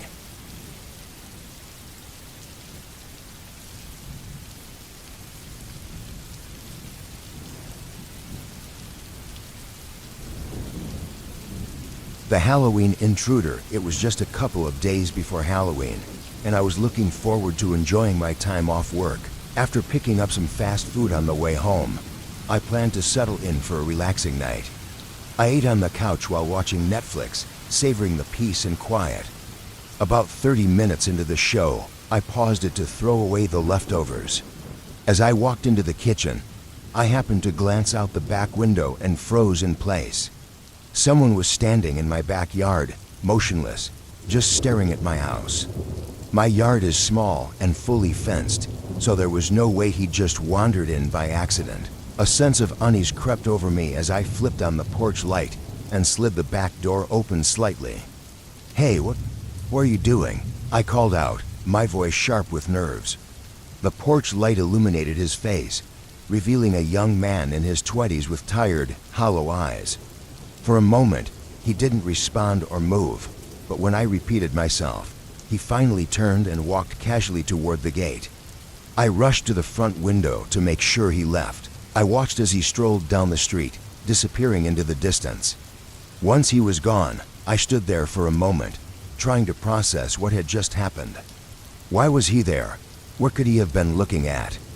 Curiosity got the better of me, and I went out to the spot where he had stood. From there, I looked back at the house, trying to see what might have caught his attention, but there was nothing unusual. Feeling unsettled, but unsure what else to do, I went back inside, poured myself a drink, and returned to my show, determined to forget about it. About 20 minutes later, I heard footsteps running through the backyard, followed by a loud thud against the house. My heart leaped into my throat as I bolted to the kitchen. There he was again, now at my back door, pressing his body against it and violently trying to pull it open. His face, once blank and tired, was now contorted in rage, his wild eyes locking onto mine as I stepped closer. Panicking, I grabbed the door handle to hold it shut, despite the lock already being in place. My hand trembled as I looked into his crazed expression. Then, realizing I couldn't stop him if he got through, I backed away and grabbed my phone to call the police. As I explained the situation to the dispatcher, the man suddenly stopped. He stood there, breathing heavily, his gaze still fixed on me through the glass. Then, without warning, he walked back toward the gate. I thought he might leave, but instead, he disappeared to the side of the house, as if hiding. Terrified, I moved from window to window, trying to keep track of him while waiting for the police. Minutes passed in tense silence. Just as the patrol car pulled up outside, I heard footsteps again. This time, he wasn't running away. Instead, he ran back toward the door, yanking at it furiously in one last attempt to get inside. The officers caught him in the act. After a brief struggle, they subdued him, cuffed him, and placed him in the patrol car. Later, they told me he was heavily under the influence of some kind of drug, which was confirmed by tests. Despite being questioned both that night and in the days after, the man never provided any explanation for his actions. I still think about the way he stared at me through the glass and the rage in his eyes. What was his plan if he had managed to break in? Was it just the drugs, or was there something more sinister behind his persistence? The man was only imprisoned for a short time, and I've spent the past 2 years wondering if he might ever come back.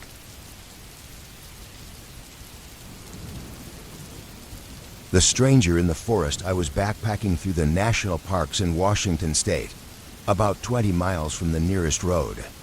For the first 2 days, I hadn't seen a single person, as the colder fall weather likely kept others away.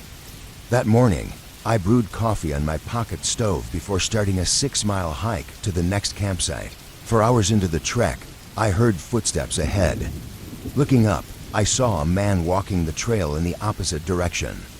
I nodded and smiled as he passed, but something about him seemed off. He wasn't carrying a backpack, water bottle, or any supplies, just a long-sleeved t-shirt and old hiking pants. Confused, I glanced back, only to see him looking back at me. I turned forward quickly to avoid making it awkward. Shrugging it off, I assumed he might have a campsite nearby, though I knew there weren't any established ones in the area. Several hours later, I reached my campsite. It was a small, secluded area surrounded by trees, with little to no view despite being on a mountain. Exhausted, I set up my tent and relaxed, watching the sunset. Then I heard shuffling behind me. Turning, I was stunned to see the same man from earlier. He still had no supplies and shouldn't have been there, as he was walking the opposite way when we crossed paths. Somehow, he'd turned back and reached my campsite. Without acknowledging me, he walked to the other side of the clearing and sat down on the dirt, staring into the forest. He had no tent, sleeping bag, or anything, which made me incredibly uneasy. As the sun set, the darkness amplified my fear. After 30 minutes of silence, I decided I couldn't stay. I began packing my gear, and only then did the man look at me. He didn't take his eyes off me as I hurriedly stuffed my belongings into my pack. When I finally moved to leave, he stood up and started following me. Clutching my knife, I walked as fast as I could, his footsteps close behind. After a minute, I veered off the trail into the woods, hoping the darkness would hide me. Leaning against a tree, I waited, watching as his silhouette appeared on the trail. He stopped, looked around, and then started calling out in a disturbingly friendly tone. After a few minutes of yelling, he fell silent. Instead of heading back to the campsite, he walked into the woods on the opposite side of the trail, disappearing into the darkness. I stayed hidden for over an hour before sneaking back to the trail and continuing my hike. I skipped the next campsite entirely, pushing through until I reached town. There I reported the incident to the police, but they never followed up. I don't know if the man was living in the woods, looking to rob or harm people, or something worse. I'm just grateful I got away. Story 1. A close call at the drive-thru cafe. I was working my usual closing shift, from 2 to 10 p.m., at a small drive-thru cafe. The place wasn't much, a handful of tables inside, with most business coming through the drive-thru. Late nights were especially quiet. and being the only person on shift, I'd often sit at a table, scrolling on my phone and waiting for a customer to roll through. This particular night was even slower than usual. It had been drizzling since early evening, and after 7 p.m., not a single car had come through.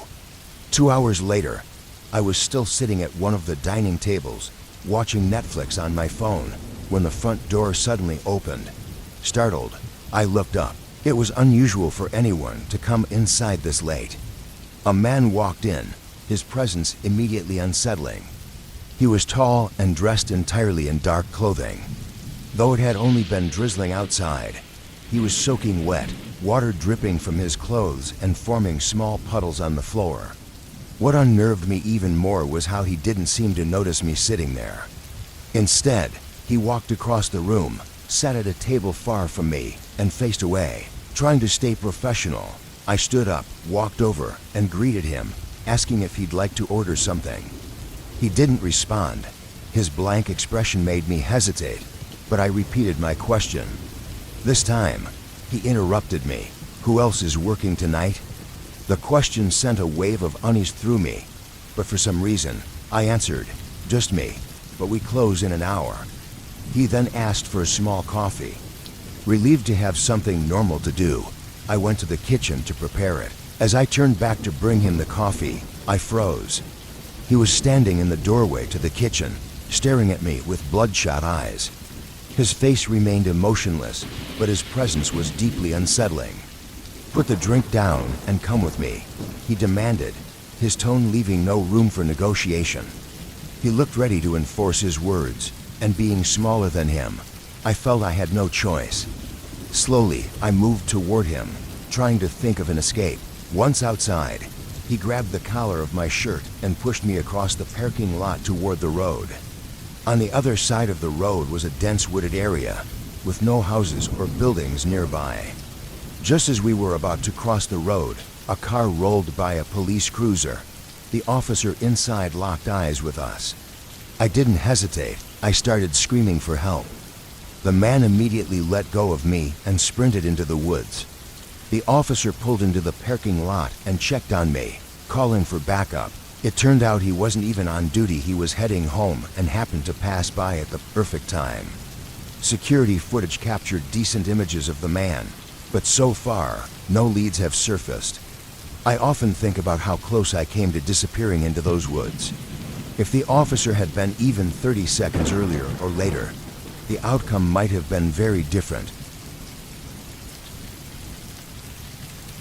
Story: a stormy night in the basement. I was 17, living in my parents' basement, which was more like an in-law suite than a typical unfinished space. My parents traveled often for work, so I was usually alone during their trips. On this particular Saturday, I had no school or plans, but a storm was rolling in later that day. Before it hit, I took my parents' car to the store to stock up on food. As I drove back, the storm arrived. Visibility was poor, even with the wipers on full speed. I finally reached home, hurried inside, and dried off.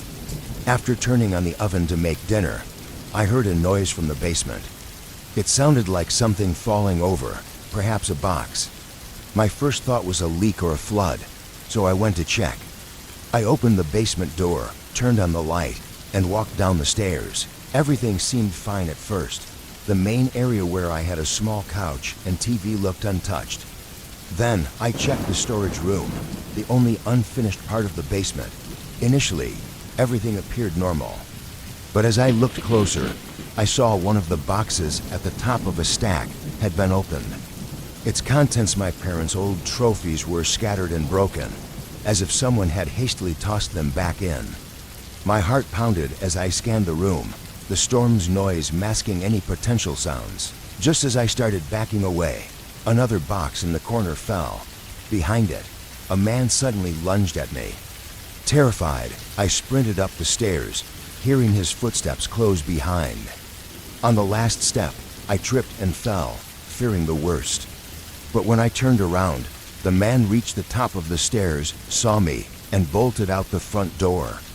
I locked the door and called the cops. They found an unlocked window where he'd entered, but couldn't determine his motive. Story 1. The night at the pizza shop. My name is Leo, and I work at a pizza shop in a small town. I don't handle deliveries, but do everything else inside, from making pizzas to organizing stations, cleaning, and handling closing tasks. My interaction with customers is usually limited since we have high school employees taking orders until 11 p.m. on weekdays. After that, the shop closes at 12:30 a.m., leaving me responsible for any remaining orders or walk-ins. It was a typical Monday shift. Everything ran smoothly, and my co-worker left at 11 p.m., leaving me alone to close up. The night was slow, so I started cleaning about 30 minutes before closing. Then, a call came in. Hoping it wasn't a last-minute order, I answered with the usual greeting, but after a brief pause, the caller hung up. Frustrated, I dismissed it as a prank. Not even 30 seconds later, I heard the bell at the front door. Annoyed, I set my cleaning tools aside and walked to the counter. A man was standing there, wearing a heavy coat and a black beanie. His disheveled appearance put me on edge. Dark circles under wide-open eyes, as if he hadn't slept in days. "How can I help you?" I asked, keeping my distance. He replied, "I'd like to place an order right now," but his tone was unsettling. As he struggled to respond to my follow-up, I noticed his hand partially hidden in his coat pocket. My stomach dropped. He was holding a kitchen knife, the blade partly visible. Just as panic set in, the sound of the door opening startled both of us. Another customer entered, immediately sensing the tension. The man at the counter froze, then walked past the newcomer and out the door.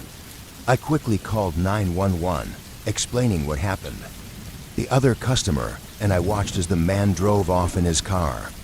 Later, I realized he might have watched the shop from outside, waiting for me to answer the phone and confirm I was alone. If not for the random customer's arrival, I'm not sure what would have happened.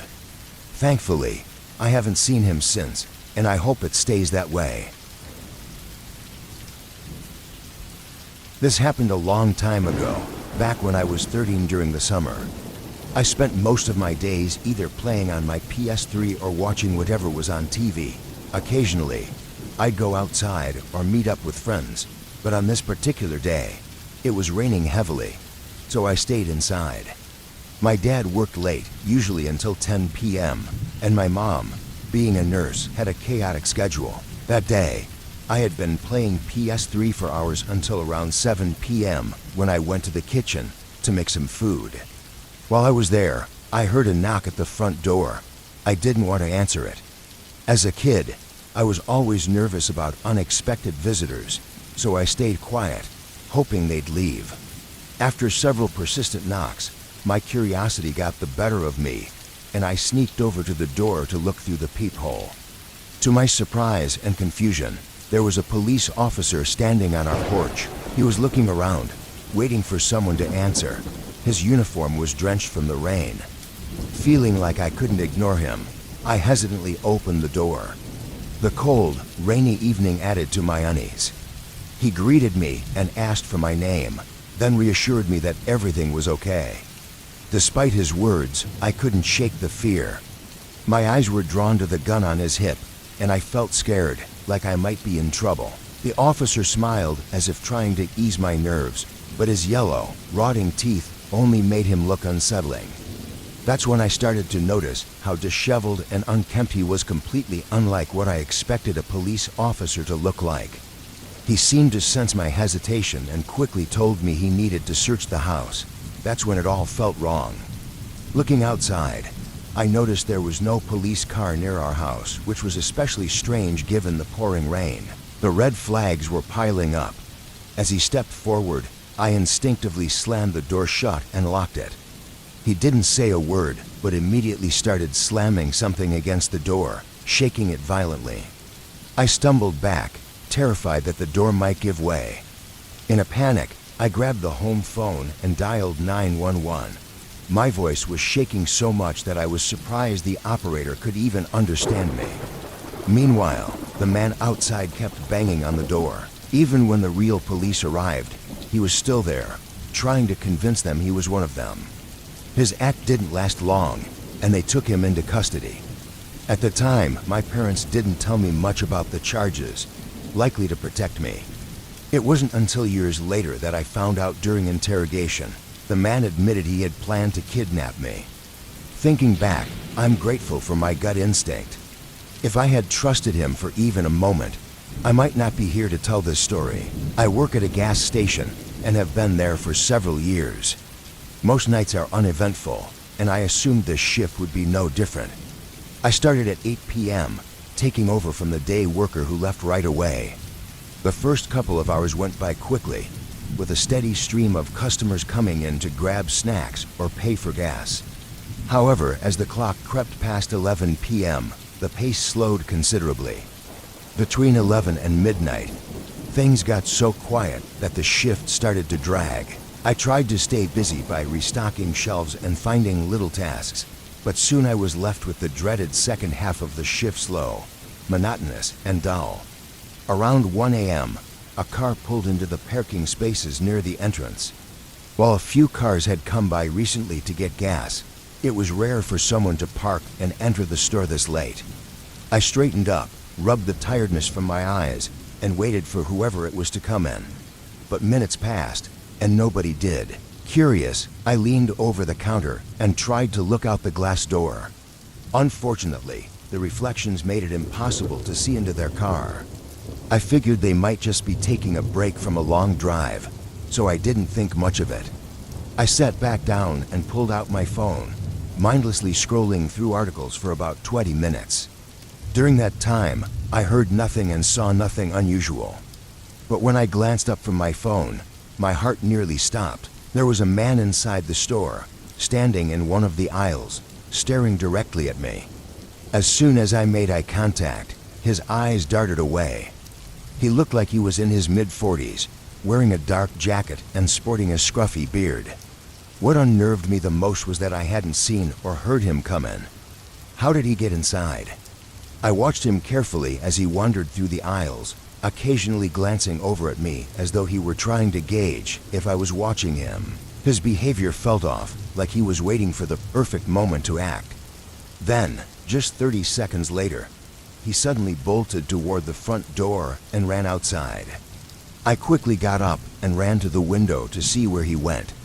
The car was still parked in the lot, but the man walked right past it and disappeared down the road until I could no longer see him.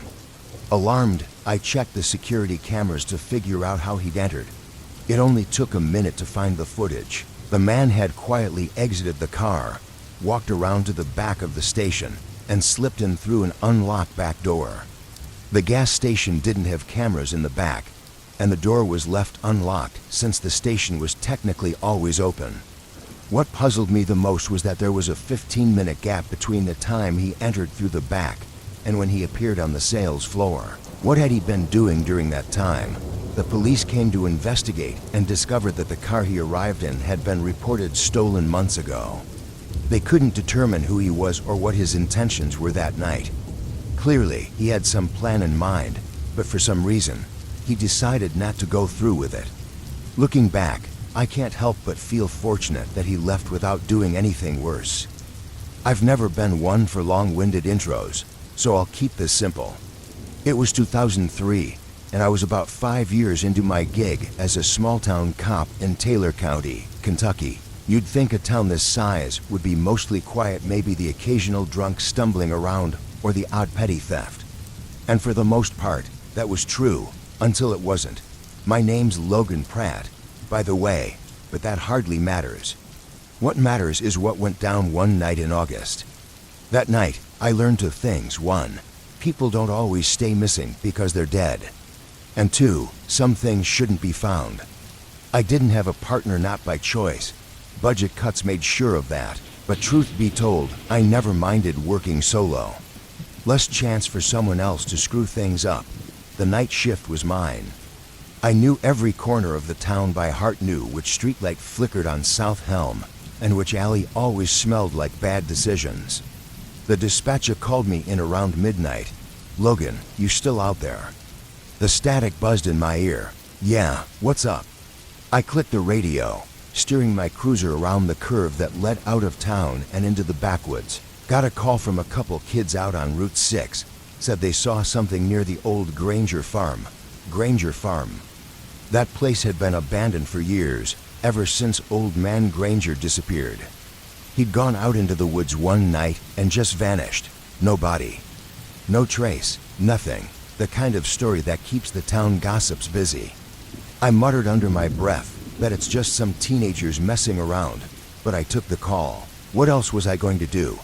As I drove up the narrow dirt path, the woods around me closed in, dark and heavy like they always did out there. Full of things I didn't care to think too hard about. The Granger farm appeared out of the gloom, rotting wood and overgrown grass, looking even worse than the last time I'd seen it. I got out of the cruiser, flashlight in hand. There were no kids, no pranksters, no nothing. Just the cold, quiet emptiness of a place long forgotten. I could have turned back, but something kept me there. Maybe it was the memory of old Granger. Maybe it was just a gut feeling. Either way, I wasn't going anywhere just yet. All right, let's get this over with, I muttered, stepping into the tall grass that brushed against my legs like something alive. My boots crunched on gravel as I made my way toward the barn. The place had always given me the creeps. Some nights I'd drive by and swear I saw lights in the windows, but I knew better, or I thought I did.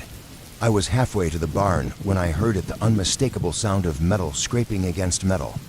It was faint, like it came from far off, but it was there, and that's when I noticed the smell. You know how something can stink so bad it sticks in your throat?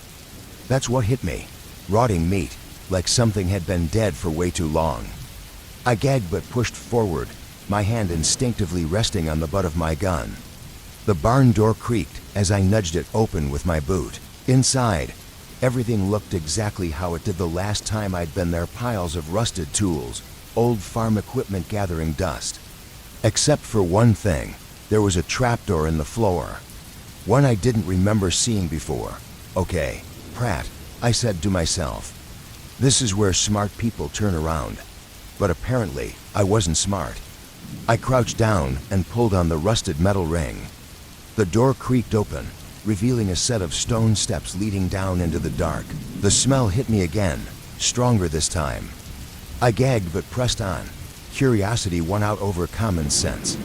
The basement, if you could call it, that was more like a bunker. The stone walls were cold and damp, covered in mold and God knows what else. My flashlight beam danced around, illuminating old crates and barrels. Nothing seemed out of the ordinary until I saw the door. It was at the far end, a heavy iron door with a sliding peephole, like something out of a prison. I wasn't sure what I expected to find down there. Maybe old Granger had been hiding some dirty secrets. Maybe this was just another dead end. But when I slid the peephole open, my blood ran cold. On the other side of the door was a man, naked, filthy, and shackled to the wall by his ankles. His skin was pale, almost translucent, stretched tight over his bones, like he hadn't eaten in weeks. And yet, he was alive. His eyes, wild and sunken, met mine through the peephole, and he screamed. I stumbled back, nearly dropping my flashlight. My brain tried to make sense of what I'd seen. Who the hell was that? How long had he been down here? And who put him there? The questions hit me all at once, but there wasn't time to dwell on them. The man's screams turned guttural, desperate, like an animal in a trap. I fumbled with the lock on the door, finally managing to pull it open. The stench of rot and decay was unbearable now. I pulled my shirt over my nose and stepped inside. He lunged at me, but the chains held him back. His arms flailed, and he kept screaming incoherently. It wasn't until I got closer that I saw the bite marks on his legs. Ragged chunks of flesh were missing, as if something had been gnawing on him. But it wasn't the marks that bothered me, it was what was gnawing on him.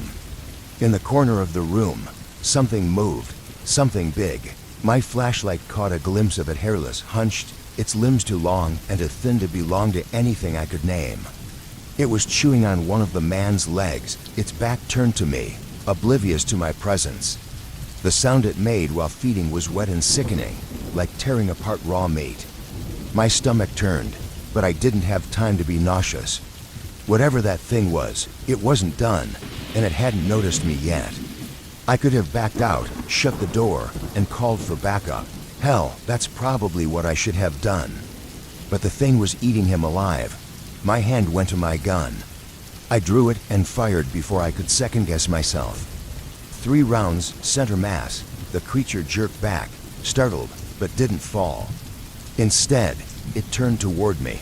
The face was all wrong, like someone had started with a human head, but hadn't finished. The mouth stretched too wide, the teeth crooked and too sharp. I fired again. This time it dropped. I didn't stick around to check if it was dead. I ran to the man, pulling out my knife to cut him free from the chains. He was in bad shape, half-conscious, muttering something under his breath. I slung his arm over my shoulder and half-dragged him up the stairs. We barely made it to the cruiser when he started convulsing. His body thrashed, and foam bubbled at his lips. I tried to steady him, but there was nothing I could do. He was dying right there in my arms. "Hold on, man, just hold on," I muttered, trying to stay calm, but it was too late. His body went limp, and I could hear his last breath rattle out. I sat there in the dirt, covered in sweat and blood, with the dead man lying across my lap. The barn loomed behind me like some haunted relic. I didn't bother going back down into that basement. I didn't need to.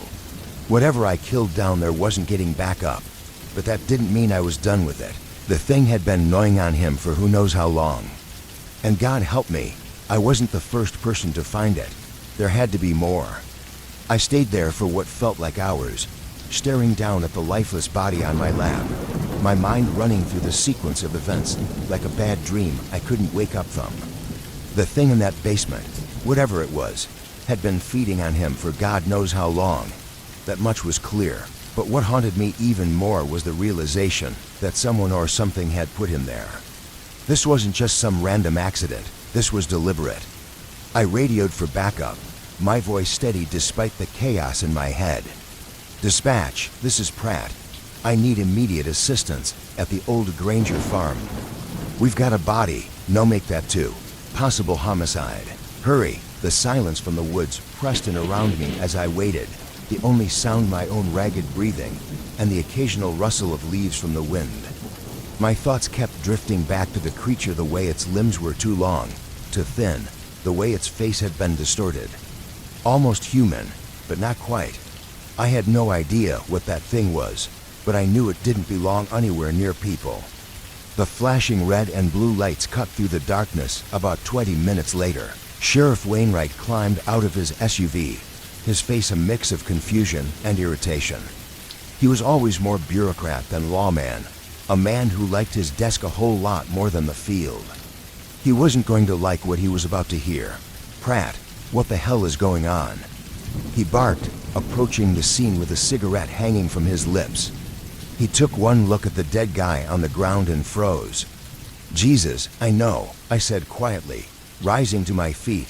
"It's worse than it looks. There's another one in the basement or what's left of it." Wainwright's cigarette fell from his lips, forgotten. "Another what? I don't know," I replied honestly. "But it's dead too." Shot at myself. He didn't ask any more questions, just followed me back into the barn. By the time we made it to the trapdoor, I could tell he was already regretting coming out here. The stench alone was enough to make anyone rethink their choices. "Open it," Wainwright muttered, his voice tight with tension. I yanked the door open and descended the steps again, the sheriff right behind me. The creature's body was sprawled in the corner, its limbs twisted and broken from where it had collapsed after I shot it. Wainwright took one look at it and stumbled backward, nearly losing his balance on the steps. "What the hell? What is that?" he gasped, covering his mouth as the smell hit him. "No idea," I replied, keeping my flashlight steady on the thing. But it was eating that guy upstairs, alive. He stared at me, wide-eyed, trying to process the scene in front of him. "Pratt, this is some next level." He trailed off, shaking his head. "We need to call in the feds. This ain't our jurisdiction anymore." I shook my head. "No, the feds will come in here, cover this whole thing up, and we'll never know what really happened. They'll bury it so deep no one will ever hear about it again. You got a better plan?" Wainwright shot back, panic edging into his voice. "Look at this thing. For Christ's sake, we're in over our heads." I stared at the creature's lifeless form. Its skin was gray, stretched thin over a skeletal frame that didn't make any sense. Its mouth hung open, showing those jagged, crooked teeth. And those eyes, it was almost human, but not quite. It had been alive, moving, thinking. This thing was no animal. "I say we handle it ourselves," I said. My flashlight caught a glimpse of it, hairless, hunched, its limbs too long and too thin to belong to anything I could name. It was chewing on one of the man's legs, its back turned to me, oblivious to my presence. The sound it made while feeding was wet and sickening, like tearing apart raw meat. My stomach turned, but I didn't have time to be nauseous. Whatever that thing was, it wasn't done, and it hadn't noticed me yet. I could have backed out, shut the door, and called for backup. Hell, that's probably what I should have done. But the thing was eating him alive. My hand went to my gun. I drew it and fired before I could second-guess myself. 3 rounds, center mass. The creature jerked back, startled, but didn't fall. Instead, it turned toward me. The face was all wrong, like someone had started with a human head, but hadn't finished.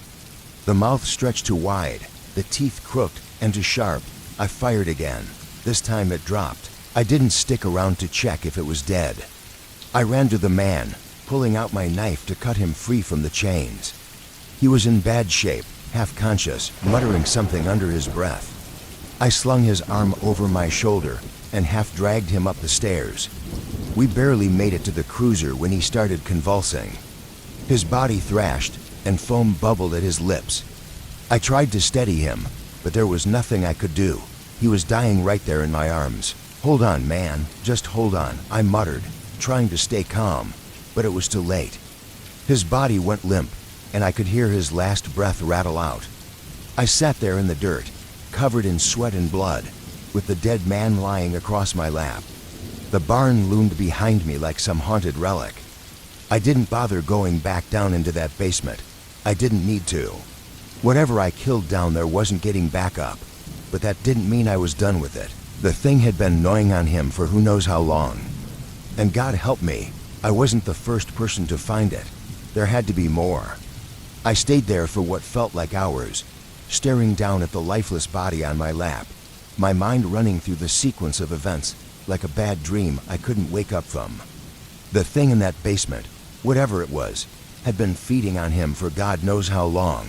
That much was clear, but what haunted me even more was the realization that someone or something had put him there. This wasn't just some random accident, this was deliberate. I radioed for backup, my voice steady despite the chaos in my head. "Dispatch, this is Pratt. I need immediate assistance at the old Granger farm. We've got a body, no make that too. Possible homicide. Hurry." The silence from the woods pressed in around me as I waited, the only sound my own ragged breathing and the occasional rustle of leaves from the wind. My thoughts kept drifting back to the creature, the way its limbs were too long, too thin, the way its face had been distorted. Almost human, but not quite. I had no idea what that thing was, but I knew it didn't belong anywhere near people. The flashing red and blue lights cut through the darkness about 20 minutes later. Sheriff Wainwright climbed out of his SUV, his face a mix of confusion and irritation. He was always more bureaucrat than lawman, a man who liked his desk a whole lot more than the field. He wasn't going to like what he was about to hear. "Pratt, what the hell is going on?" He barked, approaching the scene with a cigarette hanging from his lips. He took one look at the dead guy on the ground and froze. "Jesus, I know," I said quietly, rising to my feet. "It's worse than it looks. There's another one in the basement or what's left of it." Wainwright's cigarette fell from his lips, forgotten. "Another what? I don't know," I replied honestly. "But it's dead too. Shot it myself." He didn't ask any more questions, just followed me back into the barn. By the time we made it to the trapdoor, I could tell he was already regretting coming out here. The stench alone was enough to make anyone rethink their choices. "Open it," Wainwright muttered, his voice tight with tension. I yanked the door open and descended the steps again, the sheriff right behind me. The creature's body was sprawled in the corner, its limbs twisted and broken from where it had collapsed after I shot it. Wainwright took one look at it and stumbled backward, nearly losing his balance on the steps. "What the hell? What is that?"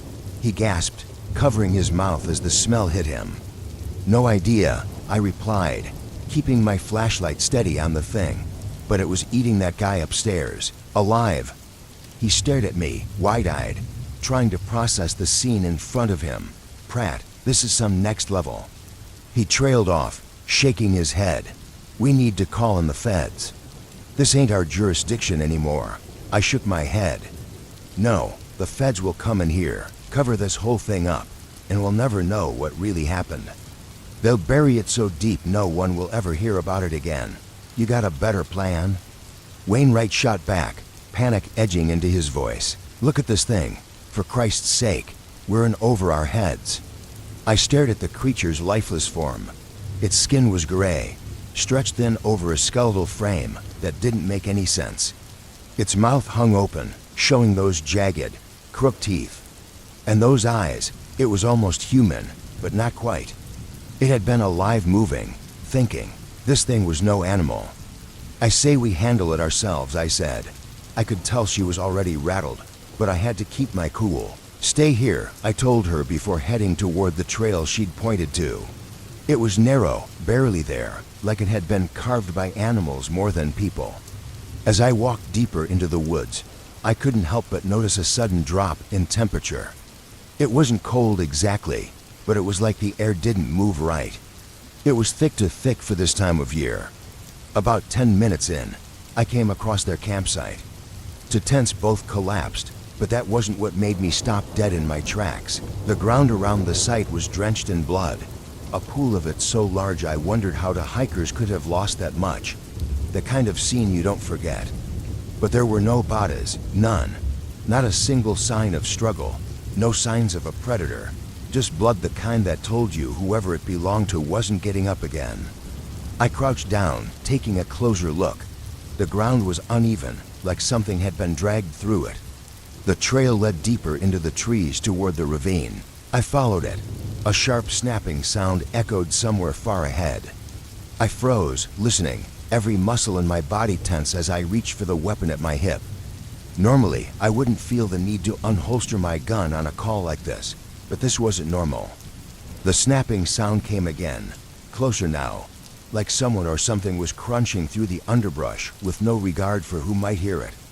Then silence. I stayed low, stepping lightly, my breath held as I moved toward the source of the sound.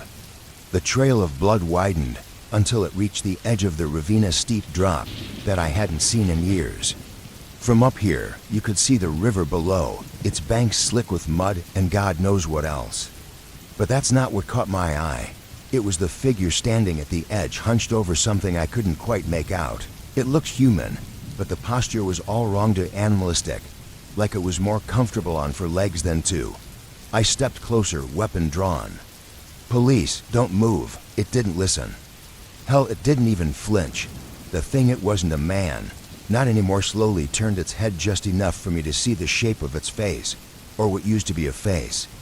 The skin was stretched tight over bones that looked sharp enough to cut, its jaw hanging open as though it was broken. And the smell, Christ, it smelled like rot, like whatever it was hadn't been alive in a long time. I don't remember firing my gun, but I did. It didn't stop it. The thing lunged. Christ, I'm not supposed to use that word, but it was all I could think of at the time. The damn thing lunged at me, moving so fast I barely had time to sidestep before it barreled past, disappearing into the trees. I fell back, breathless, heart pounding in my chest. Whatever that thing was, it wasn't natural. I scrambled to my feet, looking for any sign of where it might have gone. But there was nothing, just the rustle of leaves, and that sickly sweet smell that still clung to the air. I had to keep moving. I followed the blood trail again, this time with a sharper edge to my steps. I wasn't about to let that thing get away, not after what it had done. The trail led further along the ravine, and that's when I found them, the bodies, or what was left of them. limbs twisted in ways they shouldn't have been, flesh torn apart with a kind of precision that I hadn't seen before. Whatever did this, it wasn't just trying to kill, it was playing. I could feel the bile rising in my throat, but I forced it down. I needed to stay sharp. Another snap of twigs, this time closer. I spun around, gun aimed in the direction of the noise. But what came out of the trees wasn't the creature it was Todd of all people, rifle in hand, face pale as a ghost. Jesus, Ben, what the hell is going on out here? He hissed, his voice barely above a whisper. I don't know, Todd, but it's bad. Real bad. He nodded, eyes scanning the area. I heard the shots, figured I'd better back you up. We didn't have time for pleasantries. We had to move. Whatever that thing was, it wasn't going to stop with just the hikers. We tracked through the trees, each step more deliberate than the last. The forest was silent now to silent. Even the birds knew better than to stick around. Then we found it. It was crouched low in a clearing, gnawing on what was left of one of the hikers, the blood still fresh on its teeth. Todd raised his rifle, and I did the same with my gun. But before we could fire, the thing let out a sound, something so low and guttural it made my chest vibrate. It charged again. This time we were ready. Todd's shot hit it square in the chest, and I followed up with 2 rounds of my own. The creature stumbled, its body jerking as if trying to decide whether to fall or keep coming. But then, with one final horrible wheeze, it collapsed. For a long moment, neither of us moved. We just stood there, staring at the thing as if it might get back up again. But it didn't. Jesus, Todd muttered, lowering his rifle. What the hell was that? I don't know, I replied, my voice hollow. But it's dead, and it stayed that way. For the first time since we'd arrived at Harper's Ravine, there was a sense of finality, a strange kind of calm that settled over the clearing. Whatever that thing was, it wasn't invincible. It could die. We made sure of that. We radioed it in, and by the time backup arrived, we had the scene cordoned off. The remains of the hikers were recovered, and the thing's body, what was left of it, was bagged and taken to the lab. I didn't stick around for the autopsy report. I didn't need to. Todd and I sat in the cruiser, the engine idling as we stared at the tree line. It was over. Whatever that thing was, it was gone, and that was enough for me. And now, I present to you the taking. For what felt like the 100th time or more, Liz found herself staring at her unfinished geometry homework. The name Liz was scrawled neatly at the top of the page, next to the words 7th grade geometry. A faint film of dust blurred the edges of the writing, a quiet testament to how long the task had been neglected. She sat in her favorite chair by the dining table, the one with the perfect view of the garden through the back window. Out there, her mother was busy pulling weeds and carefully tending to her rows of candy cane radishes, Liz's favorite. Her mother paused briefly, brushing dirt off her hands before glancing at the baby monitor clipped to her belt. A soft smile appeared on her face, likely spurred by the soothing murmur of baby Sarah's slumber. That smile warmed Liz's heart. It had been so long since she'd seen her mother genuinely at peace. Then, the front door clicked open. Liz froze. She couldn't see the door from where she was sitting, but out of habit, she thought, Daddy's home. However, her father wasn't due back from work yet. Moments later, heavy footsteps pounded across the living room carpet. Each step was deliberate, slow, and almost menacing. Liz's chest tightened.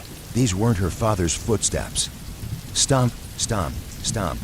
The heavy sound transitioned from the muffled thud of carpet to the sharp, hollow creak of the wooden staircase. The intruder was ascending, their steps dragging as if they carried immense weight. Liz glanced outside. Her mother was still absorbed in her gardening, oblivious to the growing threat inside. Then it hit her, the baby. Sarah was sleeping upstairs in the nursery. Panic surged through Liz as she leapt from her chair. Rounding the corner into the living room, she found it empty, but the ominous footsteps were already halfway up the stairs. Liz followed, moving faster than she thought possible, her heart racing.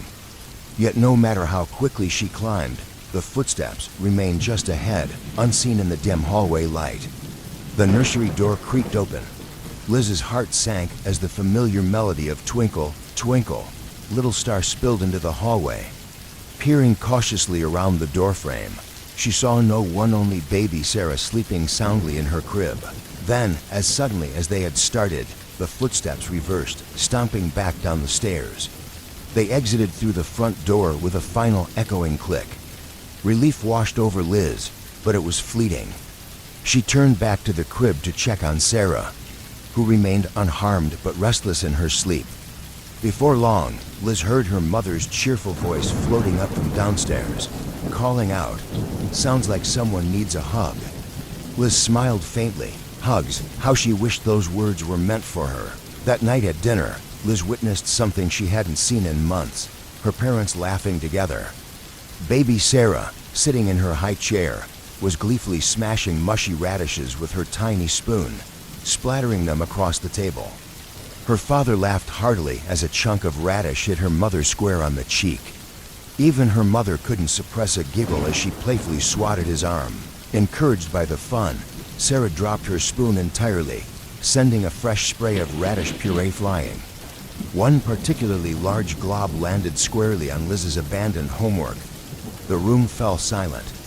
Her father cleared his throat, dabbing at the mess with a napkin, while her mother looked away, her expression a mix of guilt and sorrow. "Maybe it's time we put those away," her mother muttered, almost too quietly to be heard. Liz felt an ache deep in her chest. "They're forgetting about me already," she thought, as sadness welled up. It had been 6 months since the accident, 6 months since Liz had died. She wanted so badly to be a part of their laughter again, to sit at the table and share in the joy. But instead, she sat in silence, watching from the sidelines of a life she could no longer join. Her father broke the tension with a quiet suggestion. "Let's talk about it later." "I think we're disturbing Sarah." "Yes," her mother agreed softly. "She's very sensitive," Liz sighed, placing her hand protectively over her dusty homework.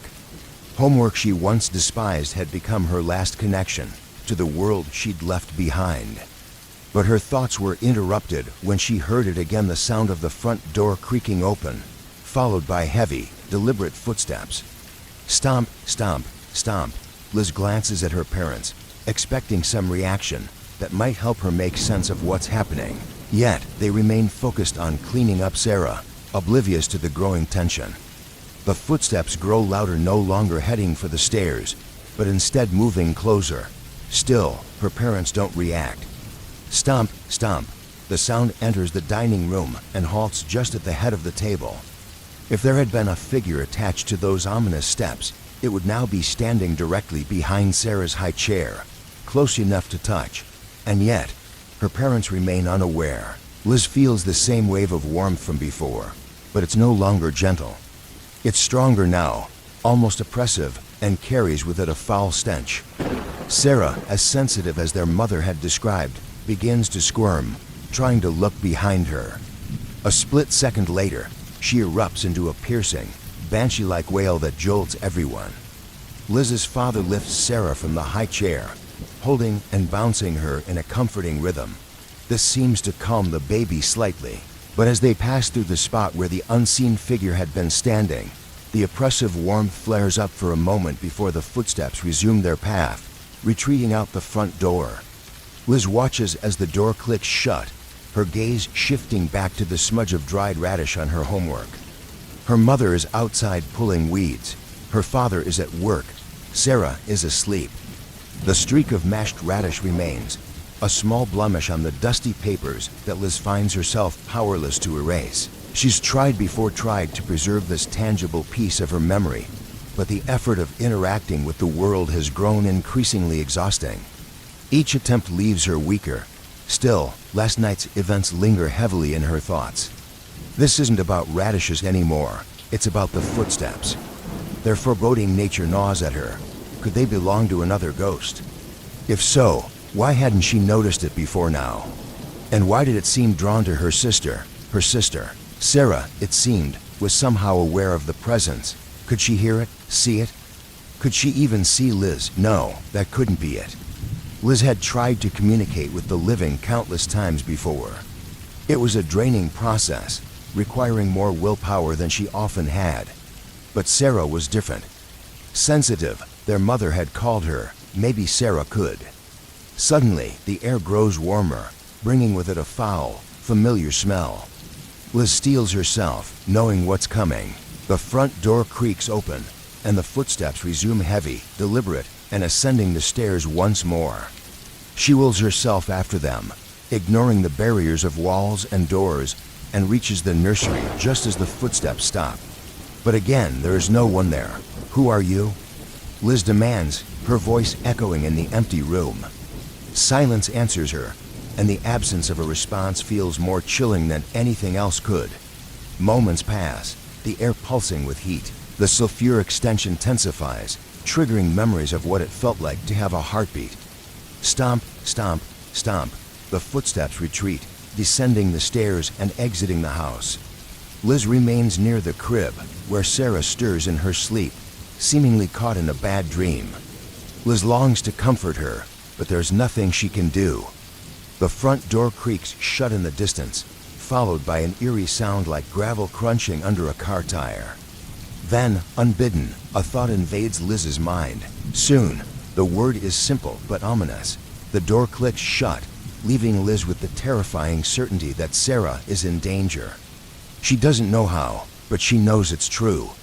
That evening, as her parents eat dinner, play with Sarah, and watch TV carrying on with life as if nothing is wrong, Liz can't stop thinking about the nursery and the sulfuric smell. It can only mean one thing, a demon.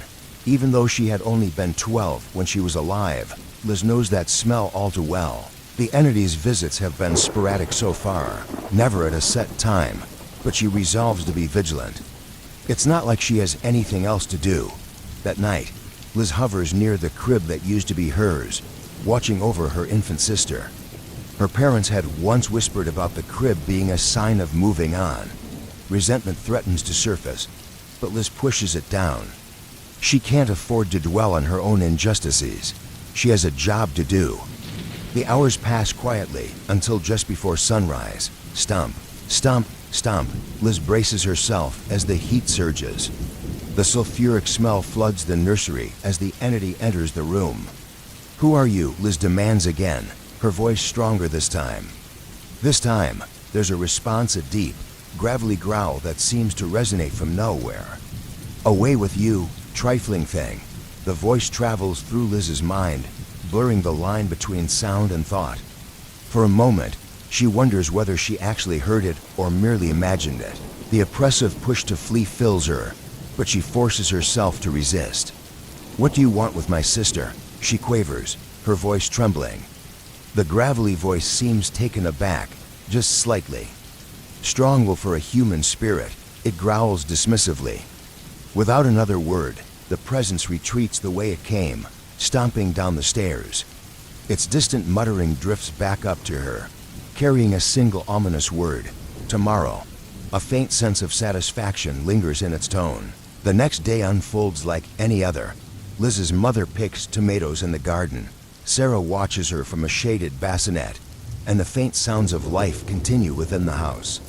Liz sits in her usual chair at the dining room table, agitated and restless. Her father will be home soon, and the family will laugh, smile, and carry on as if nothing is amiss. But Liz knows better. She knows she has to act, even if it costs her everything, her energy, her very essence. Maybe, she thinks, it will finally let them forget about her and move on. But as the thought takes hold, she stops herself. A single speck of dust swirls off her geometry homework in a cold draft. No, the idea isn't comforting. It hurts. Focus, she tells herself. I think I know what to do. As the sun sets and the ghostly hour strengthens her presence, Liz begins her work. She channels every ounce of her willpower to nudge the family Bible off the shelf, watching as it tumbles to the floor. With great effort, she kicks it toward the stairs and then drags it into the nursery. The act is exhausting, moving physical objects as a ghost is no small feat, but she manages to place the Bible on the table near Sarah's crib. Next, she moves to her parents' bedroom. Hovering over her mother, Liz gently unclasps the crucifix from around her neck. Her mother stirs slightly but doesn't wake. For a fleeting moment, Liz considers waking her, trying to speak, to tell her that she's still here, and that none of it was her fault. But no, she's tried that before. It doesn't work. It's too draining. Save your energy, she reminds herself. This is more important. Stomp, stomp, stomp. The footsteps come earlier than expected, breaking the night's stillness. Liz feels fear ripple through her, but she pushes it aside. Midnight has passed, marking the start of tomorrow. She clutches the silver crucifix in her ethereal grasp. It feels impossibly heavy, but she drags it and herself into the nursery, positioning herself between the crib and the door. The footsteps grow louder. The trifling thing is still here. The demon grates, sensing her presence. Will you watch and despair? Watch what? Liz asks, her voice trembling but steady as she stands her ground. The taking, it growls. Heat flares, and Liz feels her resolve waver as fear claws at her. What do you mean? She presses. The taking ... You mean possession, right? The word stumbles from her lips, each syllable laden with dread. The demon rumbles a low, menacing growl. Why, Sarah? Liz demands, her voice rising. Go away. The entity's tone shifts, incredulous. Away, you dare to command. It snarls. I will not leave a vessel like this. Seldom is one born with so open a soul. Tonight, the opes decree she is ripe for the taking, and I shall take my place in her. The sulfuric heat in the room intensifies, a festering infection in the air. No, Liz says, her voice firm. She raises the tiny crucifix as if lifting a brick, her incorporeal strength stretched to its limit. A cold wind rushes through the room, fluttering the Bible open to a page in the book of Mark, where Jesus casts out unclean spirits. The demon growls in fury as Liz begins to read. She doesn't know if it will work. She only knows it has to. Stomp, stomp. The demon hesitates, its retreat reluctant. No, it rages. Not tonight. I shall not be cast out. Stomp, a struggling step forward. Liz flings the crucifix toward the sound. It strikes the unseen entity with a sharp, low growl, but the presence doesn't stop. No. Liz screams, summoning every memory of her family's laughter, their smiles, and the joy she desperately wants to protect. Leave Sarah alone, she cries. In her mind, she pictures her mother's radiant smile as she watches over Sarah, her father's quiet joy. This is her family. It used to be hers too, but now all that matters is keeping them safe. Not my family, Liz whispers, her determination solidifying. She is mine. A blast of icy air cuts through the room. The demon howls in rage, hurling infernal curses into the void as the sulfuric stench and oppressive heat evaporate. The entity flees, its final retreat punctuated by the nursery door slamming shut. The nursery door slams shut behind the demon, and Sarah awakens abruptly, crying loud and shrill. Within moments, her parents come rushing down the hallway, their expressions groggy but laced with concern. They stumble into the room, Dad accidentally stepping on the discarded crucifix. He mutters a confused curse under his breath, while Mom pauses to glance at the Bible sitting conspicuously near the crib. Her brows furrow for a fleeting moment, but her attention quickly shifts to Sarah, who is wailing and thrashing in her crib. Before long, the confusion dissipates, and they are entirely focused on soothing their baby. Dad cradles Sarah gently while Mom hums a familiar lullaby. Soon, the crying softens into hiccuped coos as Sarah responds to their comforting gestures. The three of them huddle close, exchanging smiles and whispers as they dote on her. The room fills with warmth, a stark contrast to the earlier malevolent presence. Liz watches it all unfold, a bittersweet ache swelling in her chest. She exhales deeply, relieved that her family is safe, that she succeeded in protecting them. But as she sees their smiles and hears their laughter, she feels an overwhelming sense of exclusion. She stands just behind her mother, close enough to reach out, and instinctively places her translucent hand on her shoulder. Of course, she feels nothing. They can't sense her presence. They don't know what she's done for them. They don't even know she's there. The longing grows unbearable. Liz aches not just for acknowledgement, but to be part of their lives again, to sit with them, to be held by them, to bask in their love like she once did. The memory of being cherished flashes vividly in her mind, and her longing twists into something darker, something desperate. Then a thought flits through her mind, faint and nebulous at first, like a drifting cloud. Maybe they could. Her gaze shifts to the baby in her parents' arms. Sarah's soft giggles fill the room as her mother peppers her with kisses, and her father chuckles quietly at the scene. Liz feels a pang of envy. Her mind replays the demon's ominous words, an open soul. The phrase loops in her thoughts, gaining weight and clarity. Maybe they could look at me like that again. The cloudy thought solidifies into an idea. Her family's love isn't gone. It's simply been redirected. Maybe she could reclaim it. Maybe she could feel their warmth again, see their joy aimed toward her. The thought grips her, no longer faint, but a persistent whisper in her mind. She steps forward, her translucent form inching closer to the crib. Her gaze locks on Sarah, the baby's chubby face aglow with innocence and vulnerability. The air around Liz feels charged, as if the remnants of the demon's sulfuric presence linger, urging her forward. She takes another step. The phrase repeats in her mind, louder this time. An open soul.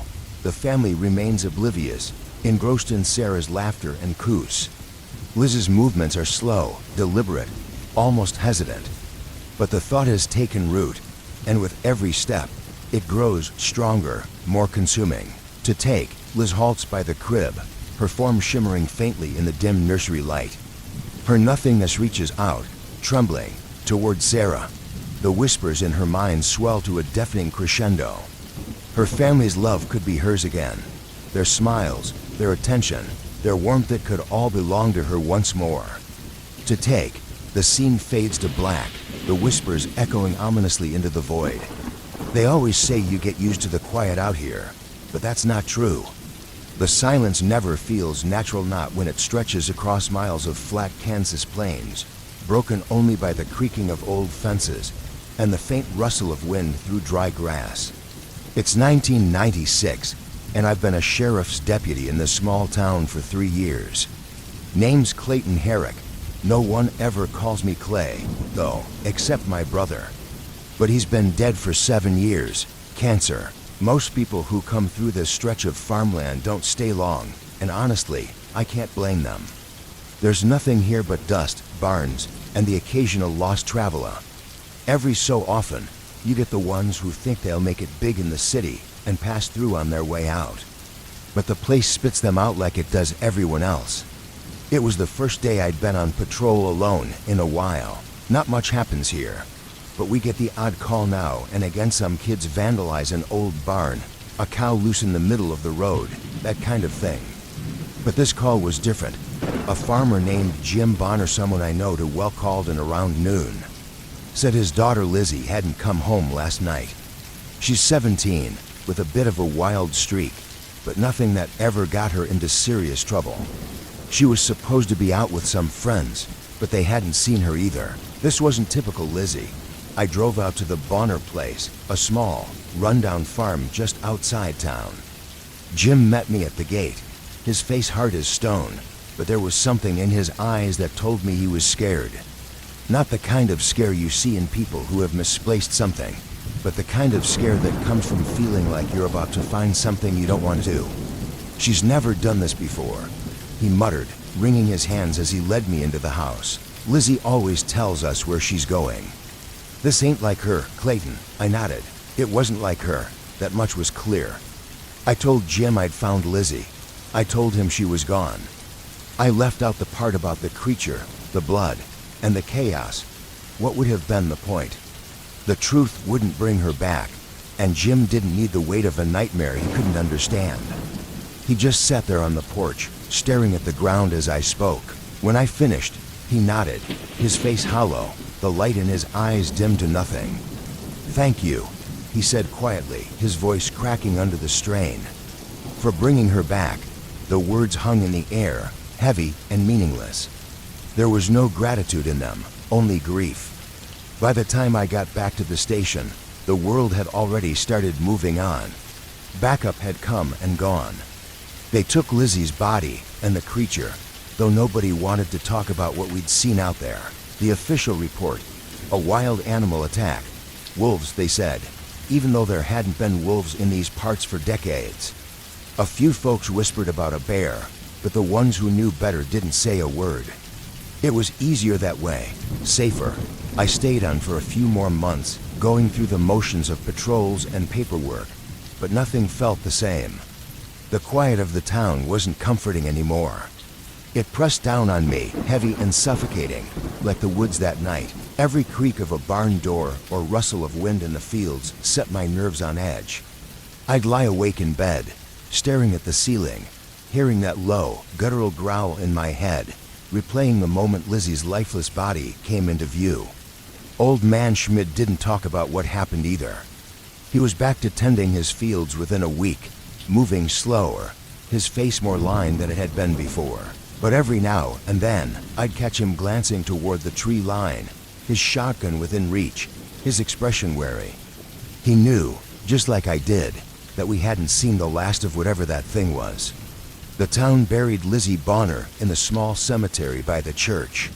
It was a quiet affair, as most funerals are here. People brought casseroles and said all the right words, but the atmosphere was thick with unease. Nobody asked too many questions, but I could see the unspoken fear in their eyes. They all knew something was wrong, even if they didn't know what. A few weeks after the funeral, I put in for a transfer. I didn't tell anyone why. I just said I needed a change of pace, but the truth was I couldn't stay. Not after that night.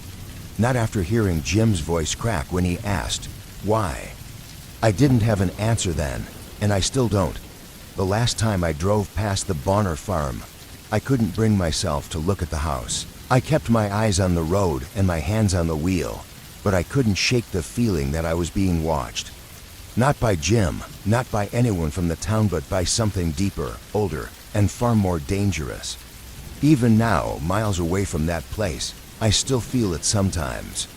A weight in the air, a silence that stretches too long. A shadow in the corner of my eye that disappears when I turn to look. I keep telling myself it's just my imagination, just the memory playing tricks on me. But deep down, I know better. There are things out there in the dark, things that don't belong in this world. And sometimes, they come into ours, leaving scars on the land, on the people, and on the ones who survived to tell the tale.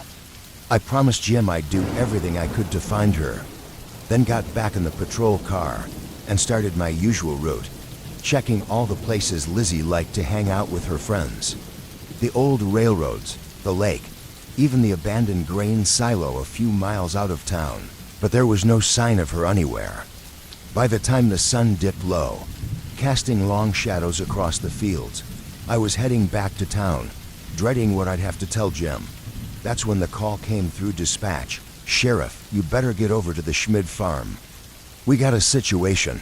When I pulled up, the place was alive with chaos flashlights cutting through the dark, panicked shouting, and Mrs. Schmid sobbing into her hands. Old man Schmid stood near the barn, his shotgun hanging limp in his hands. I pushed through the crowd, bracing myself for what I was about to see. Tabatas. One lay face down in the dirt, torn open like some savage animal had ripped it apart. Blood soaked into the ground, dark and glistening under the flashlight beams. The other was slumped against the barn wall, its neck twisted at an impossible angle. Who are they? I asked, already knowing I didn't want to hear the answer. Travelers, old man Schmid muttered, his voice shaky. Came through earlier today, said they were heading west. My boys found M like this. I crouched next to the first body, my stomach knotting tighter the longer I looked. No tracks, no signs of struggle, and the wounds God, the wounds. Too vicious for a person, too clean for an animal. It didn't make sense. Get everyone inside, I ordered. Whatever did this might still be nearby. Old man Schmid nodded, though his expression told me he didn't believe it was any animal. And deep down, neither did I radioed dispatch, told them to send backup, though I knew help wouldn't come until morning. Out here, we were on our own, especially when things got serious. It wasn't until midnight that I saw it. A dark shape, barely more than a shadow, moving along the horizon with an unnatural speed. I drew my weapon and started toward it, heart pounding with every step. It slipped through the trees near the gully by the Schmid farm, and I followed, barely keeping it in sight. That's when I found Lizzie. Her body lay crumpled in the dirt, her pale face turned skyward, lifeless. Blood soaked through her clothes, and deep gashes marked her arms from shoulder to wrist. My knees buckled, and I dropped to the ground next to her. I reached for my radio with trembling hands, desperate to call it in, but a sound stopped me cold. Breathing, slow, heavy, and close. I turned, my gun raised, and saw it. Massive, covered in matted fur, with limbs too long and bent in ways that made my stomach churn. Its face, if you could call it that, was somewhere between a wolf and a nightmare, snarling as it crouched low, ready to pounce. I fired. The shot hit its shoulder, but it barely flinched. Before I could react, it was on me, claws digging into my skin as it knocked me to the ground. The air rushed out of my lungs, and for a moment, I thought it was over. Then a gunshot rang out. The creature recoiled, screeching in pain, and I scrambled to my feet, turning to see old man Schmid standing there, his shotgun still smoking. "Get up, boy," he yelled, reloading as fast as his shaking hands could manage. "It ain't dead yet." I grabbed my gun, adrenaline pushing past the pain in my chest. The creature started to rise, its movements jerky and wrong. Together, Schmid and I opened fire, hitting it again and again until it finally collapsed, twitching in the dirt. For a long moment, neither of us moved, just staring at the thing. "What the hell is that?" I asked, my voice raw. "Damn if I know," Schmid muttered, shaking his head. "But it sure ain't like anything I've ever seen." By the time backup arrived, the first pale light of dawn was creeping over the fields. The scene was grim. Lizzie, the two travelers, and the creature's mangled body lying in the dirt. No one asked questions. No one wanted to. The bodies were loaded into trucks, including the creatures, though I had a sinking feeling we'd never hear about it again. Things like this didn't stay in the public eye. They got buried, hidden in places where people didn't look. I drove back to Jim's place as the sun rose, my chest heavy with the weight of what I had to tell him. His face was lined with grief before I even said a word, as though he already knew. I told him the truth, or at least as much as I could. Lizzie was gone, and the thing that had taken her, well, it wasn't going to hurt anyone else. Jim didn't say much, he didn't need to. We stood there for a long time, staring out at the fields as the dry grass swayed in the wind. "It wasn't your fault," Jim finally said, his voice slow, almost resigned. I nodded, though deep down, I wasn't so sure. Maybe it wasn't my fault, but it was my responsibility, and that was enough to carry the weight of it. After that, there were no more disappearances, no more bodies, no strange creatures lurking in the shadows of the fields. But I knew better than to believe it was over. Things like that don't just happen once, and they sure don't vanish for good. Next time, there might not be someone like old man Schmid with a shotgun to save the day. But for now, that was it. No dramatic endings, no profound reflections about life or what it all meant. Lizzie was gone, and we killed the thing that did it. It was supposed to be an uneventful morning, just paperwork and a quiet day in Wilson, Missouri. Then dispatch buzzed in, shattering the calm. "Saul, we've got a missing hiker."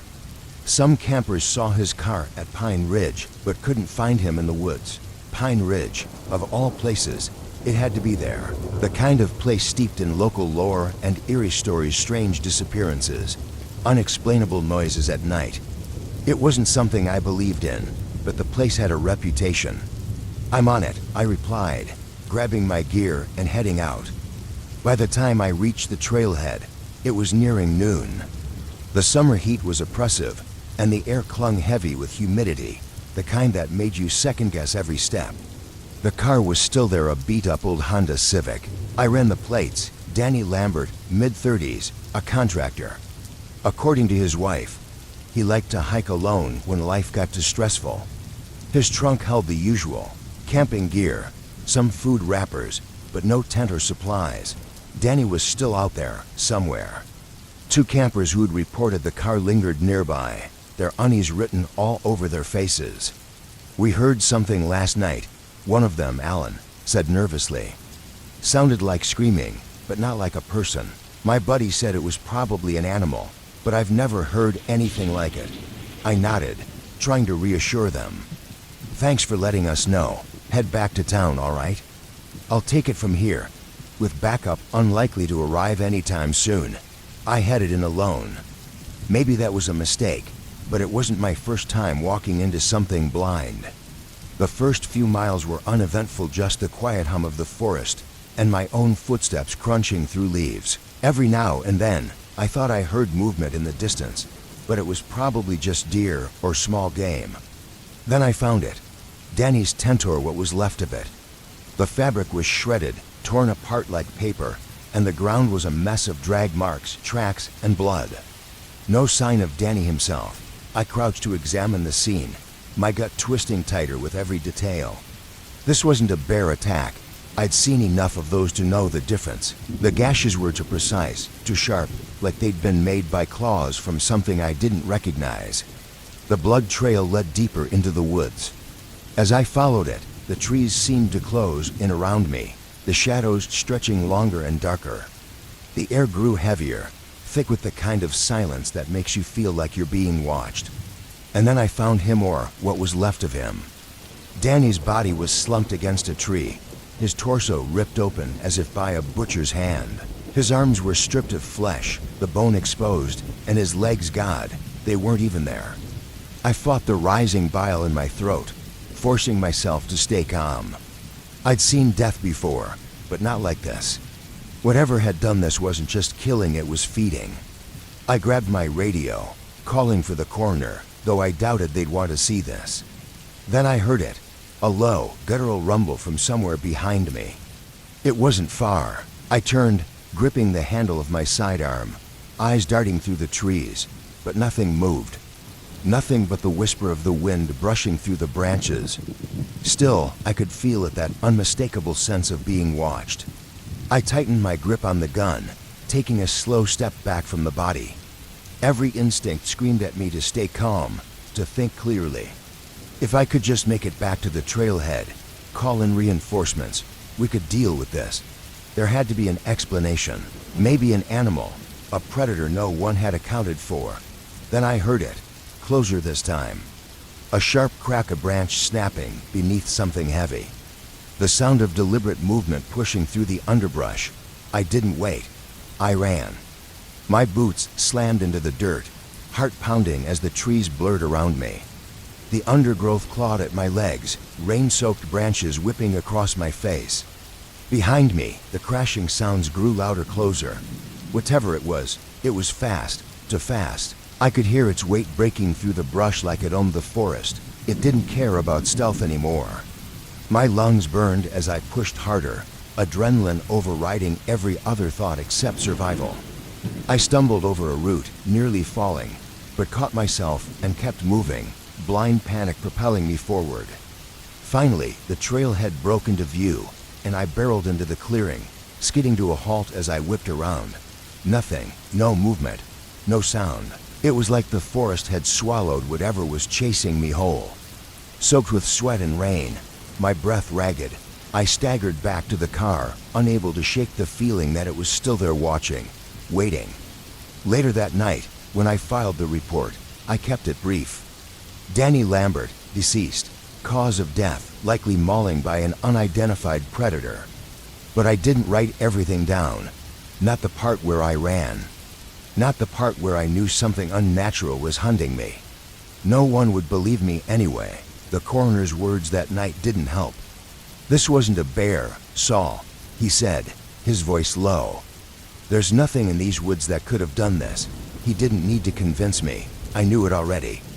The tent was in shreds, fabric torn to ribbons, like something with an edge far sharper than a bear's claws had slashed it apart. Clothes and camping gear were strewn about, scattered in a chaotic display that spoke of violence, not accident. But there was no sign of the hiker. I stepped closer, my flashlight's beam cutting through the misty rain, catching deep grooves in the mud drag marks. Something heavy had been pulled away from the site. "Well, that's not good," I muttered under my breath, forcing my voice to stay steady. Maybe it was a bear. That would make sense, wouldn't it? Except we hadn't seen bears around here in years. Crouching, I examined the ground more closely. There were footprints, but not like anything I'd ever seen. Too big. The shape was wrong, almost distorted, like something out of a nightmare. I stood up quickly, hand instinctively resting on the grip of my gun. My heart pounded in my chest, the realization dawning that this wasn't just a missing hiker case anymore. I followed the drag marks deeper into the woods, the rain and mud making it harder to navigate. Those strange tracks crisscrossed the trail, overlapping as if whatever left them had been circling the area, watching, waiting. A part of me wanted to laugh, to crack some joke to break the tension, but no words came. I just kept walking, one foot in front of the other, dreading what I might find at the end of the trail. And then I saw it. The body, or what was left of it, was tangled in the roots of a massive tree, limbs splayed at unnatural angles. The torso was torn open, flesh shredded like tissue paper. Blood soaked the ground, pooling beneath the mangled remains. The face, or what was left of it, was almost unrecognizable, but the clothes matched the description of the missing hiker. My stomach turned, and I fought the rising bile in my throat. I'd seen my share of badas, but this was carnage on a level I couldn't comprehend. Reaching for my radio, I tried to call it in, but the only response was static. No signal this deep in the woods. Of course, as I turned to head back toward the cruiser, I heard a sound that didn't belong. It wasn't the rain or the wind. It was heavier, deeper, like the thud of a massive heartbeat. I froze. Just beyond the tree line, something moved. A hulking shape, massive and slow, stepping between the trees like it owned the forest. I didn't wait to get a better look. I bolted, adrenaline surging as I tore through the woods. The sound of crashing branches and snapping twigs followed me, growing louder with every second.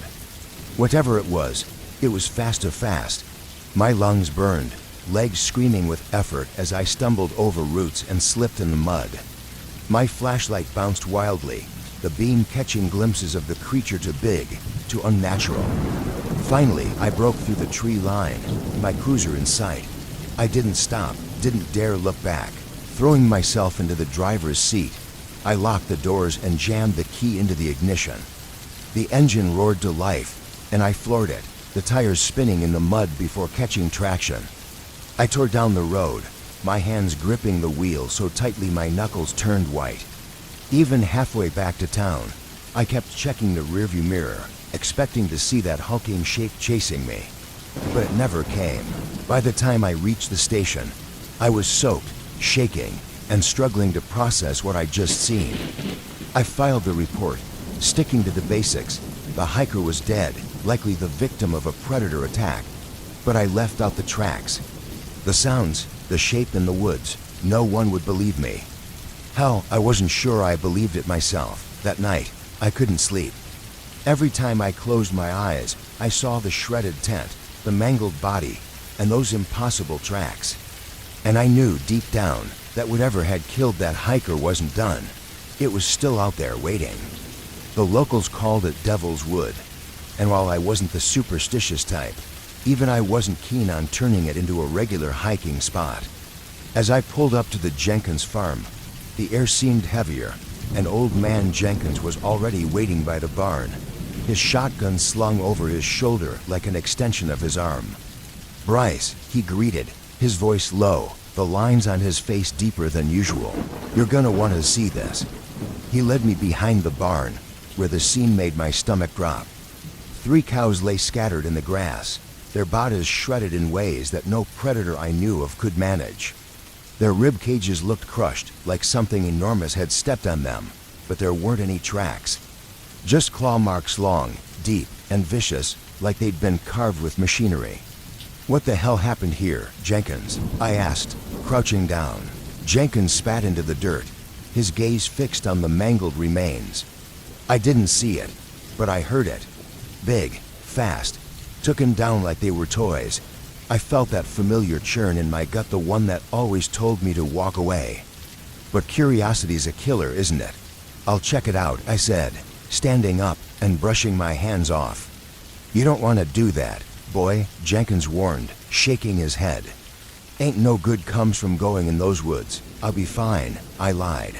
I radioed dispatch to let them know I'd be out of the cruiser for a while, then headed toward the tree line with my flashlight in hand. The forest loomed ahead like a wall of black, ancient and impenetrable. It felt alive, and not in the peaceful, nature-loving way.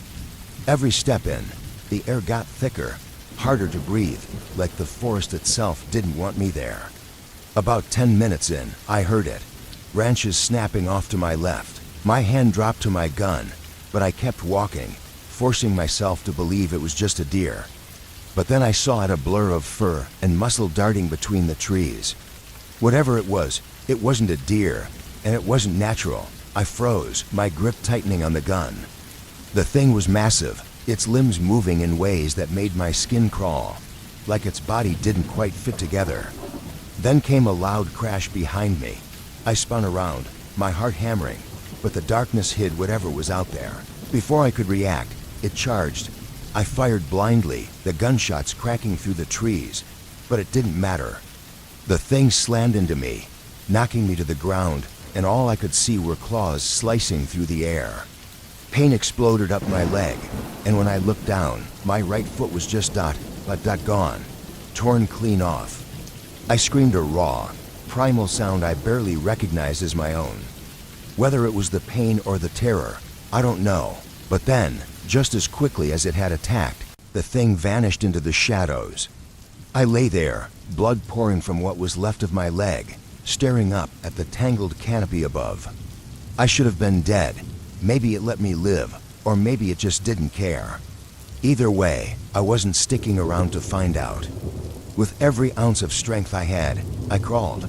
Every inch felt like a mile. Blood soaked my uniform, leaving a bright trail behind me that might as well have been a beacon for whatever was still out there.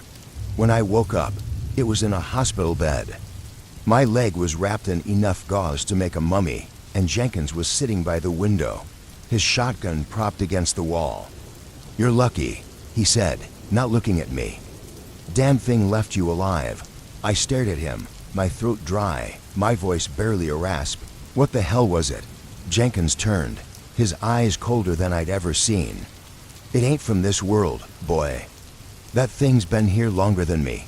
Longer than you, maybe longer than this land itself." I didn't have a response. What could I say? 2 months later, I hobbled back to the Jenkins farm, a crutch under my arm and a permanent limp reminding me of that night.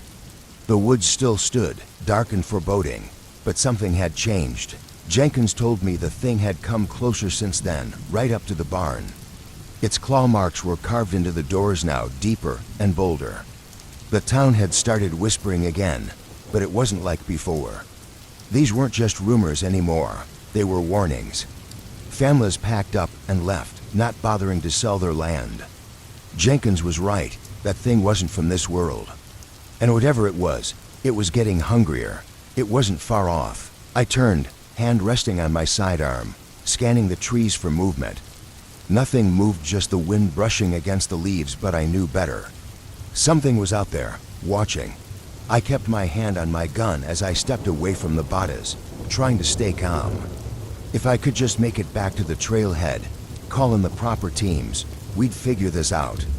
There had to be a rational explanation, of predator, maybe an animal we hadn't accounted for. Then I heard it again, closer this time. A branch snapped, followed by the unmistakable sound of something heavy pushing through the underbrush. I didn't wait to see what it was, I ran. I'm not a sprinter, but adrenaline works wonders. My boots slammed against the dirt, breath coming in ragged gasps as I tore through the forest. Whatever was behind me, it was fast. I could hear it crashing through the trees, plowing through the brush like it didn't care about stealth anymore. I don't remember much about those next few minutes, just blind panic, raw and consuming, the kind that turns your thoughts to static. The sheer terror of knowing something was hunting me made every step feel like a desperate fight to stay alive. I nearly tripped over a fallen log, scrambled to my feet, and kept going. When I finally broke through the tree line and onto the trailhead, I was drenched in sweat, my heart pounding so hard I could barely hear anything else. I turned, half expecting to see it burst out of the woods behind me. But there was nothing, no movement, no sound. It was like the forest had swallowed the thing whole, hiding it away.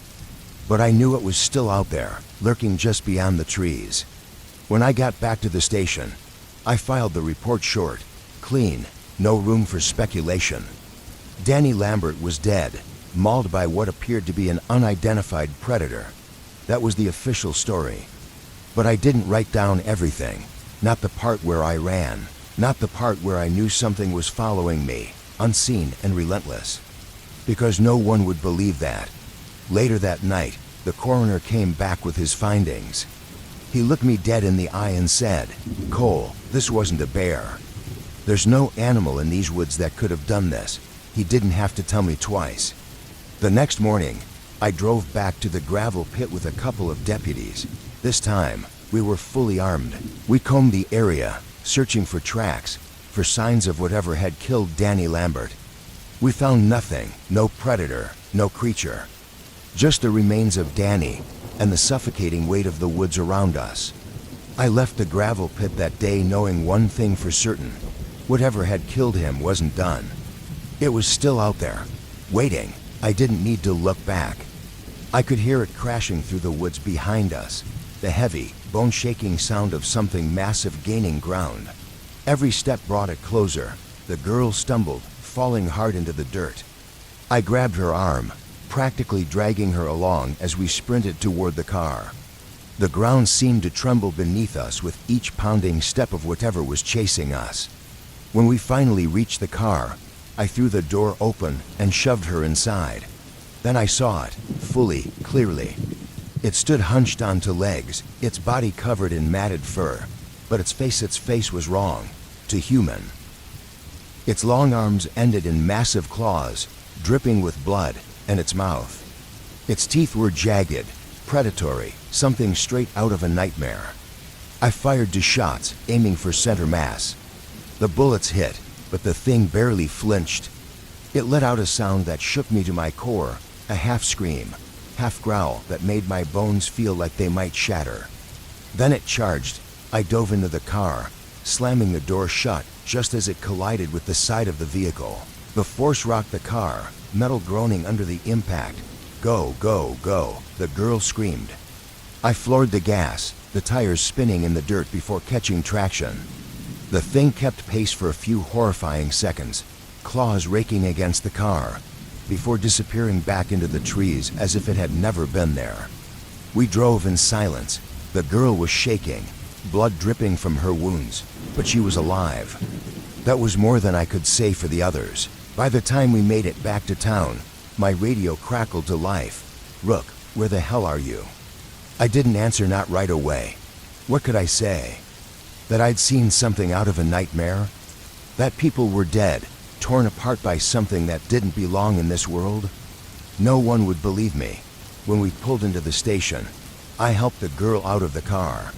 She didn't say a word, just stared at the ground with vacant, haunted eyes. The others would take care of her, I knew that, but the thought didn't bring me any comfort. I filed my report that night, but I left out the part about the creature. I called it an unknown assailant, said I saw a man fleeing the scene. The search teams would go out, they'd find the bodies, they'd comb the woods. But they wouldn't find anything, not unless it wanted to be found. The emptiness of the expanse was unsettling, but it wasn't just that. It was the fog it swallowed sound, muting everything like the world itself had been dampened. As I moved closer, I spotted something, a red scarf fluttering against the jagged ice, caught like a flag. It stood out starkly, the kind of scarf only a tourist would wear, someone unfamiliar with the unrelenting cold. I radioed in. "I'm at the site. Found evidence a scarf, likely from one of the kids." "No bodies yet." Static crackled before dispatch responded. "Do you need backup?" I hesitated, my gaze falling to the cracks, spidering out across the ice. "No, it's quiet." "They're just missing ... I trailed off, unease knotting in my chest. But something feels wrong. Wrong how? I couldn't put it into words. Before I could try, the wind cut through me like a blade, sharp and freezing. That's when I noticed movement, just a shadow against the ice, far in the distance. The hair on the back of my neck stood up. I wasn't alone. "I'll check it out," I said, cutting the transmission before they could argue. I moved cautiously, my boots crunching the brittle surface and sending out faint cracks with each step. Whatever was out there had to be an animal, a bear, maybe, or a seal, but the shape didn't move like either. It was too fast, too deliberate. The unease grew stronger as I pressed on, the air feeling heavier with each step. Then I saw it beneath the ice, just a glimpse, a face, not human, but human enough to make my stomach drop. Its pale, translucent skin glowed faintly in the dim light, and its eyes, no. I won't go into detail about those. You don't need to know. I stumbled back, my heart hammering in my chest. What the hell was that? It moved beneath the ice with an eerie, gliding motion, then vanished, slipping away into the cracks and fog as if it had never been there. I forced myself to radio again, my voice trembling. "There's something under the ice, Rainy. What are you talking about?" Dispatch sounded confused, almost annoyed. "I don't know," I said, my voice shaky, "but I'm coming back." "Send someone else." Before I could finish, the ice beneath me cracked violently. A sharp, deafening sound split the air, and the ground gave way. I scrambled backward on my hands and knees just as a hole gaped open where I'd been standing. Something slithered up through it, dark and glistening. Its body was massive, slick like an eel, but impossibly large, easily the size of a truck. I scrambled to my feet, my breath catching as I drew my sidearm. What the hell could a gun do against something like that? I fired anyway. The bullets hit their mark but didn't seem to do much. They stuck in its skin like toothpicks. The creature lunged at me, faster than I could react. It grabbed my leg, its grip cold and slimy, like wet seaweed with a terrifying purpose. I could feel myself being dragged toward the gaping hole in the ice, the freezing water below threatening to swallow me whole. The jagged edges scraped against my back as I kicked out with my free leg, striking it as hard as I could. It let out a high-pitched shriek, and its grip slackened. I didn't wait. I kicked again, harder this time, and scrambled free, crawling desperately towards solid ground where the ice wouldn't collapse beneath me. When I turned back, the creature was gone. The hole remained, dark and still, as if mocking me. I radioed in again, barely able to form the words, "Get someone out here now. Something's wrong with the ice. I'm not alone." By the time backup arrived, the ice had sealed itself over, smooth as if nothing had ever happened. The tourists were declared missing, presumed dead. The locals had their theories: a bear, maybe hypothermia, and the ice. But I knew what I saw, and I knew it wasn't over. I didn't need to see it clearly to know I was in deep trouble. The thing's weight pressed down on me, making it nearly impossible to breathe. Its claws, jagged and unnatural, raked against my sidearm as I struggled to aim again. The flashlight lay useless on the ground, its beam casting fractured shadows through the underbrush. I fired another shot, this time aiming for its head. The creature jerked back slightly, giving me just enough of an opening to scramble free. My chest heaved as I crawled backward, never taking my eyes off it. The thing stood there, hunched and massive, its leathery skin glinting faintly in the dim light. Its face, God, its face was all wrong. Vaguely human, but twisted, as if it had been molded by someone who had never seen a person before. It snarled, a low, guttural sound that made my teeth ache, and lunged again. I rolled to the side, the creature's claws slashing through the air where I had just been. Adrenaline pumped through me as I stumbled to my feet, my mind racing for a plan. I did the only thing I could think of: I ran. The woods seemed alive, branches snagging at my clothes as if trying to hold me back. The creature was close to close. I could hear it crashing through the trees, its massive form moving with a speed that defied logic. The shriek came again, louder this time, echoing through the forest like a warning. My legs burned, my lungs screamed for air, but I didn't stop. I couldn't. The edge of the woods came into view, the faint glow of Cletus's porch light cutting through the oppressive darkness. I pushed myself harder, the creature's footsteps thunderous behind me. I burst out of the tree line and onto the porch, slamming into the door. "Cletus," I yelled, pounding on the wood. "Open up." The door swung open, and I practically fell inside. Cletus, wide-eyed and gripping his rifle, pulled me in and slammed the door shut. "What the hell was that?" he demanded, his voice trembling. I didn't answer. I didn't have the words. Instead, I collapsed onto the floor, my chest heaving as I tried to process what had just happened. Outside, the woods were silent again, too silent. Cletus stood by the window, his rifle at the ready, but whatever had chased me wasn't coming out of the trees. "Not yet, Roy," he said, his voice low. "You saw it, didn't you?" I nodded, still gasping for air. "Yeah, I finally managed. And whatever it is, it's not done." Here's the rewritten section, with close adherence to the original flow and tone. The second shot I fired hit its shoulder, and this time, it stumbled back just enough to give me the chance to scramble to my feet. I didn't stick around to see what it would do next. I ran, tearing through the underbrush as fast as my legs could carry me. Branches whipped at my face, and my heartbeat thundered in my ears, drowning out everything else. When I finally made it back to the car, I collapsed against the door, gasping for breath. My hands fumbled with the handle before I managed to get inside. I slammed the door shut and locked it, then looked back at the woods, half expecting to see the creature charging out of the shadows after me. But there was nothing, just darkness. I drove straight to the station, not daring to look back. When I arrived, I told the sheriff everything. For once, he didn't laugh me off. The grim look on his face told me he'd been waiting for something like this to happen.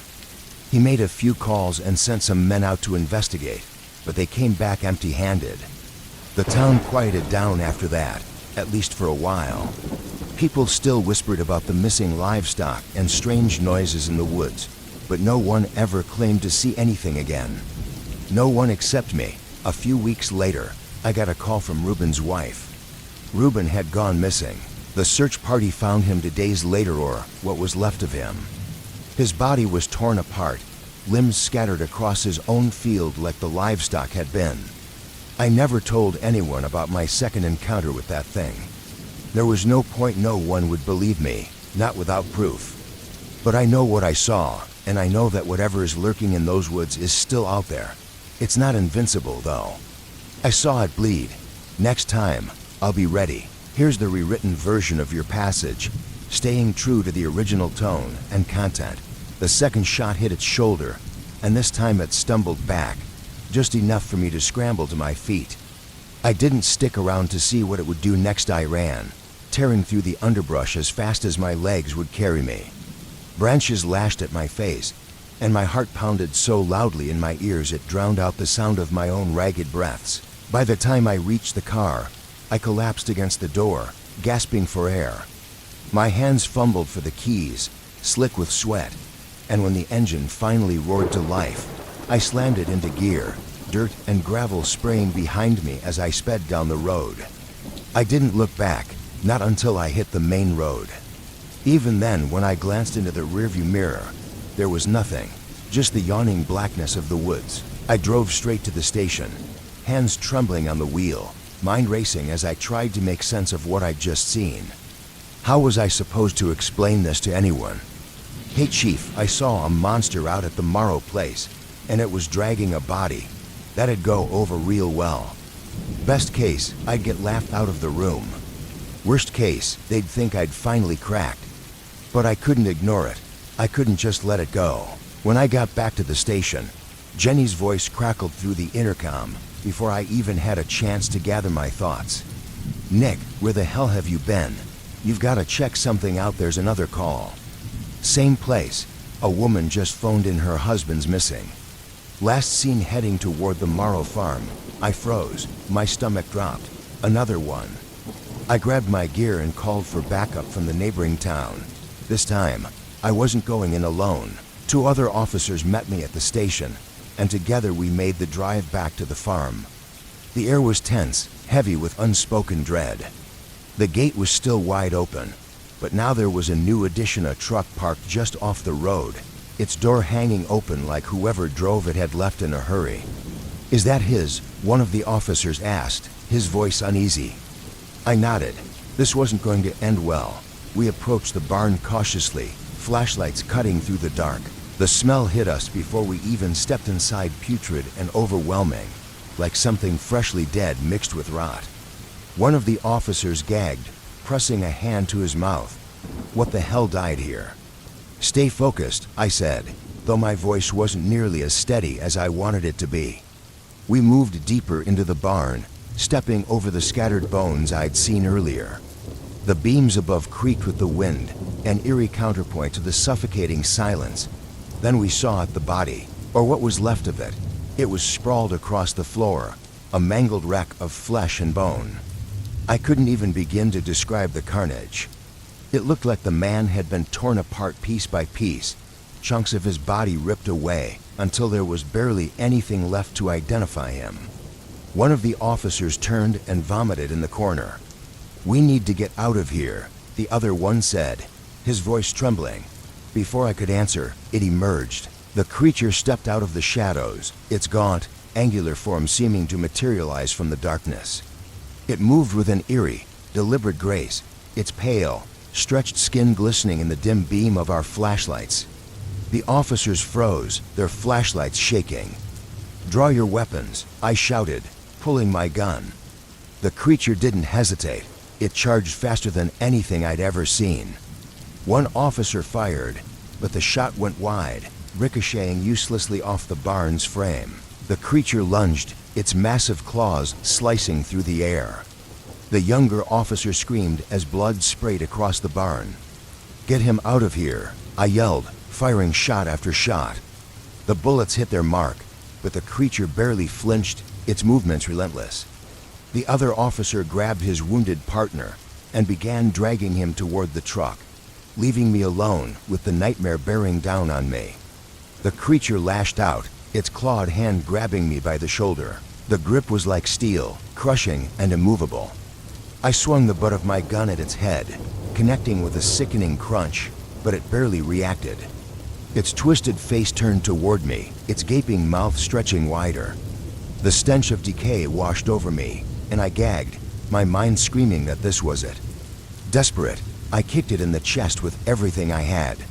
The blow made it stumble back just enough for me to wrench myself free. My eyes darted around the barn, looking for anything I could use to survive.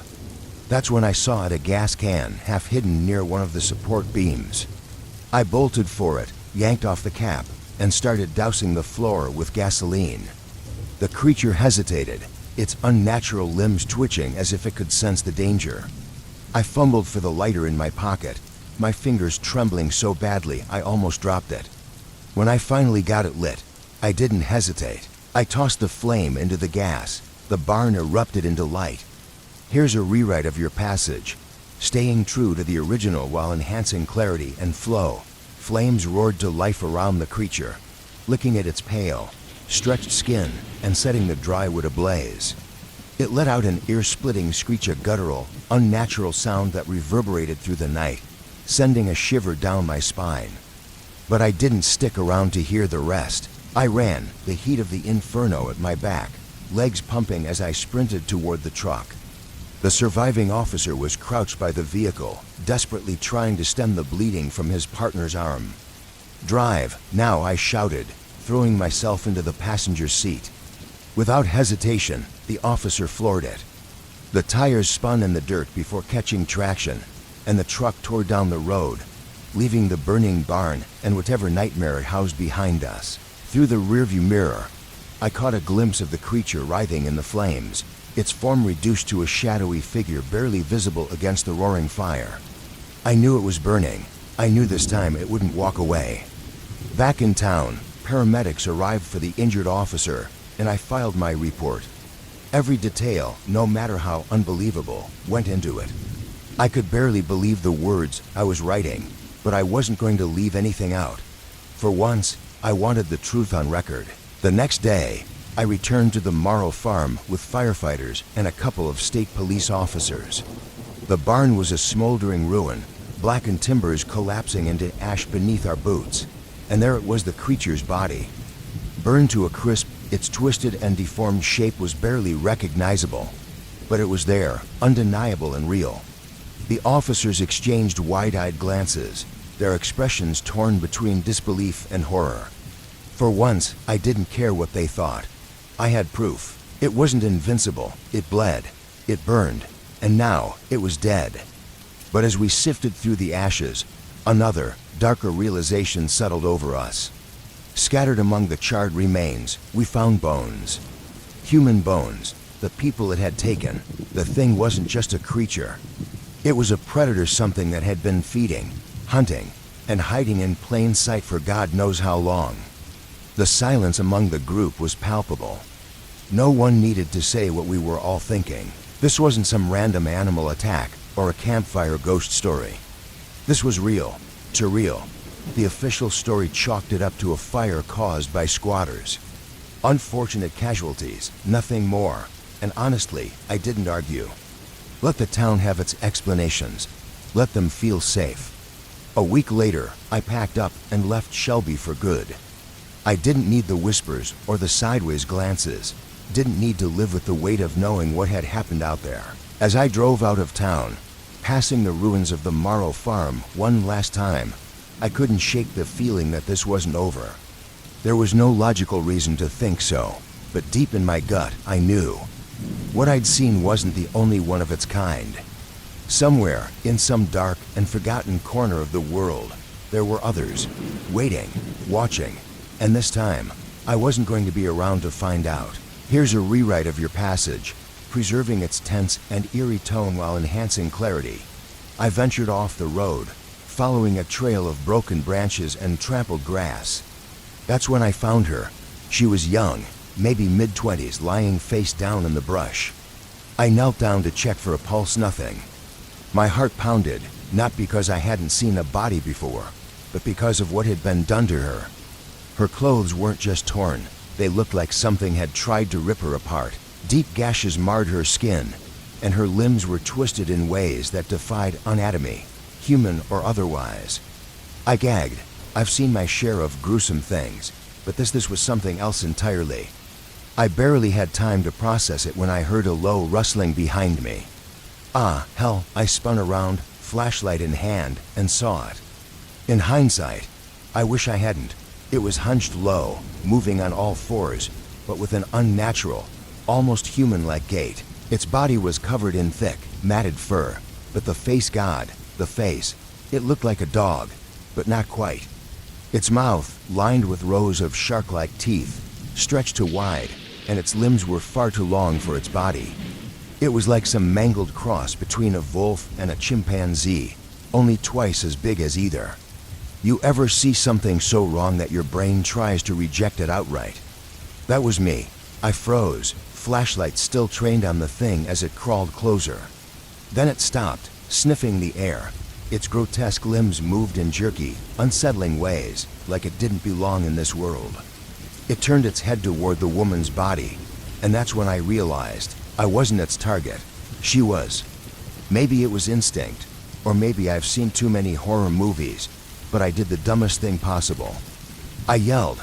Hey, it worked. The creature's head snapped toward me, its nostrils flaring as it sniffed again.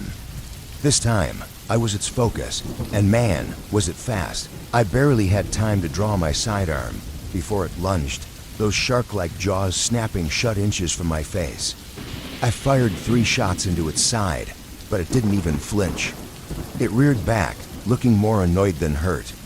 I scrambled to my feet, backing away as it began circling me, its eyes fixed on me like I was prey. It was sizing me up, deciding if I was worth the effort. Fun fact, when faced with a monster, neither running nor fighting feels like the right option. I took a few cautious steps back, gun raised, praying this thing wasn't bulletproof. It wasn't. The creature charged, a freight train of teeth and claws, but this time I was ready. I fired again, square in its chest. It let out a yelp more anger than pain and veered off into the trees. vanishing as quickly as it had appeared. And just like that, it was gone. The only sound left was my ragged breathing. I glanced back at the woman's body. Whatever that thing was, it had done this to her, and if it wasn't dead, it was probably coming back. I wasn't about to stick around to find out. I bolted back to my car, fumbling for the radio as I drove away. My report was half garbled, half panicked, and I called it an animal attack. What else could I say? When the cleanup crew arrived, the thing was long gone. The official report listed it as a wild animal, but I knew better. This wasn't a bear or a mountain lion. It was something else. The weirdest part, no one questioned me. Not really. It was like the whole town knew, on some unspoken level, that there were things in those woods you didn't talk about. As for me, I never went down Old Mill Road again. When my wife asked about the bruises and scratches, I told her I'd been in a car accident. That was easier to explain than the truth. Room: I was 14 when this happened, during spring break. My parents' anniversary fell in the same week, so they went on a date night a few hours north, staying at a hotel. Having the house to myself for the first time, I invited my friend Justin to spend the night. He came over with an arsenal of snacks and sodas, and we set up in the basement. The PlayStation was ready to go, and we cranked up the speakers for a long night of gaming. For about 3 hours, it was nothing but laughter, yelling at the screen, and chugging sodas. Then Justin got up to get a glass of water. When he came back, his face was pale, and he looked genuinely unsettled. "There's someone outside," he whispered. I thought he was messing with me, but he insisted he saw a person standing in the backyard near the sliding glass door by the kitchen. His tone convinced me he wasn't joking. We both went upstairs to check it out. At first, we didn't see anything, but then we noticed faint smudges on the outside of the glass door.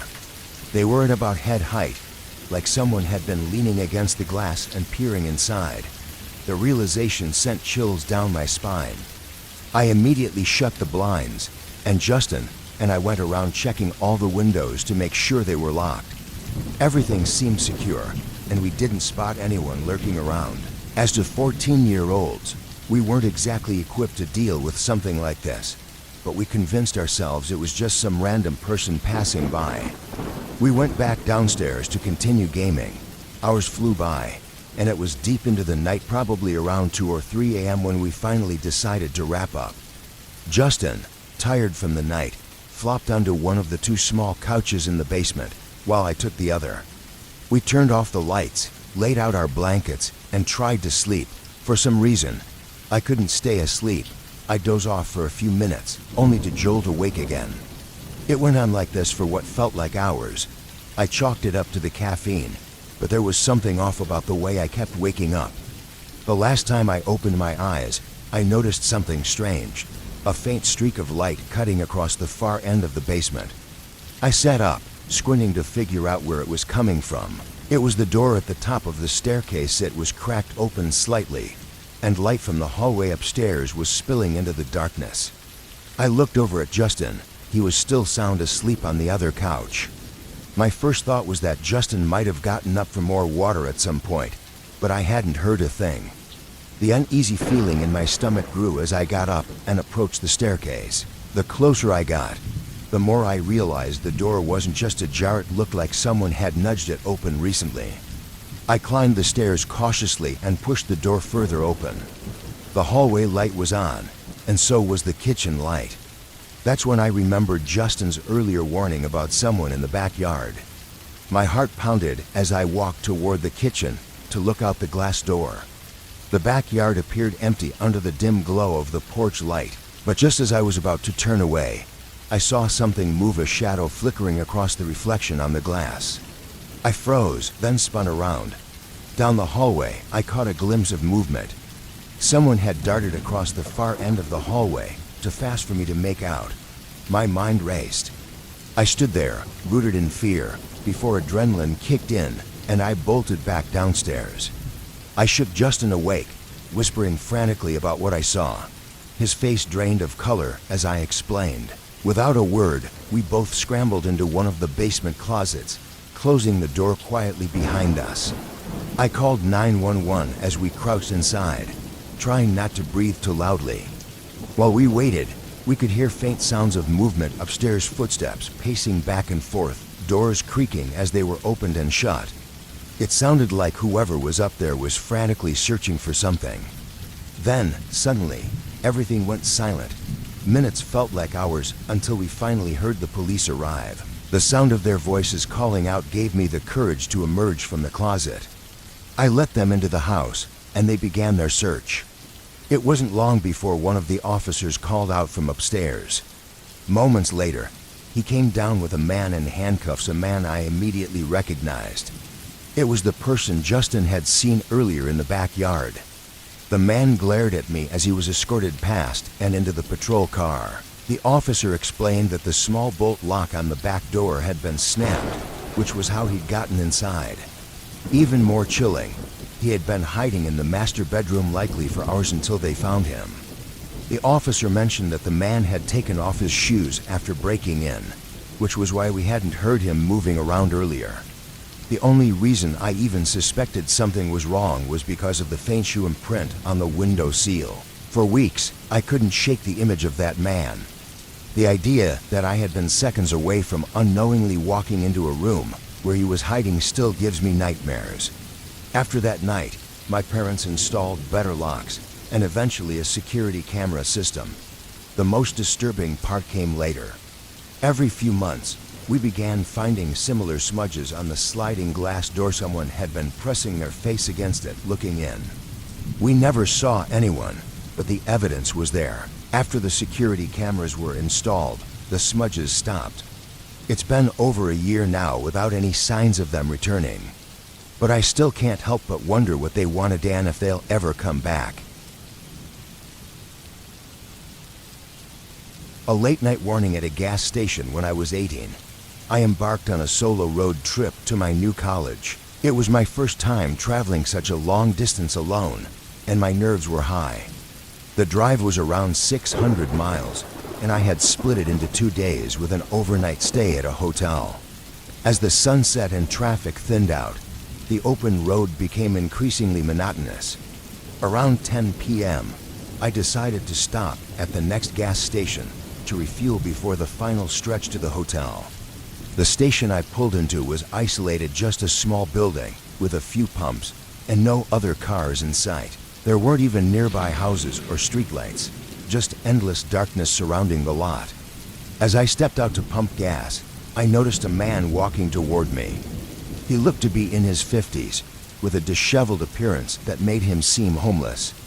His sudden approach startled me, and I couldn't help but feel uneasy. "Hi, do you need something?" I asked, trying to keep my tone neutral but firm. The man stopped a few feet from my car, glancing around nervously before finally speaking. "Take the exit back onto the highway," he said. Confused, I asked why, but he didn't elaborate. He repeated the warning, then turned and walked away into the night. The encounter left me shaken. His tone wasn't aggressive, but the urgency in his voice made me feel like I needed to leave immediately. I quickly finished refueling, got back in my car, and drove away. Even now, I don't know what the man meant or what danger he might have been warning me about. All I know is that I'm glad I listened and didn't stick around to find out. The eerie warning and the ambush on the highway, I stared at the man, trying to process what he had just said. He pointed again at the exit I'd come from and repeated, "Take the exit back onto the highway." His words didn't make sense. The exit he was referring to was a one-way road leading off the highway, not back onto it. For me to follow his instructions, I'd have to drive against traffic to make a U-turn, completely illegal and unsafe. I glanced at the proper entrance to the highway, the one I was supposed to take. It looked perfectly fine, with no signs of construction or any other issues. My instincts told me the man's warning was bizarre, perhaps even malicious. As I put the gas pump back and got into my car, I stole one last glance at him. He had settled against the side of the convenience store, sitting in the dim light. The more I thought about his odd behavior, the more uneasy I felt. Was this some kind of setup? Trying to shake off the creeping paranoia, I decided to stick with common sense and take the proper highway entrance. I merged onto the ramp and noticed something unusual immediately. None of the streetlights were on. The highway was pitch black except for my headlights illuminating a short stretch of road ahead. I slowed down, trying to be cautious. My eyes darted around, looking for any signs of construction or obstacles. Then, out of the corner of my eye, I saw a faint silhouette on the side of the road. Before I could fully register what it was, a pickup truck swerved out of nowhere and stopped directly in front of me.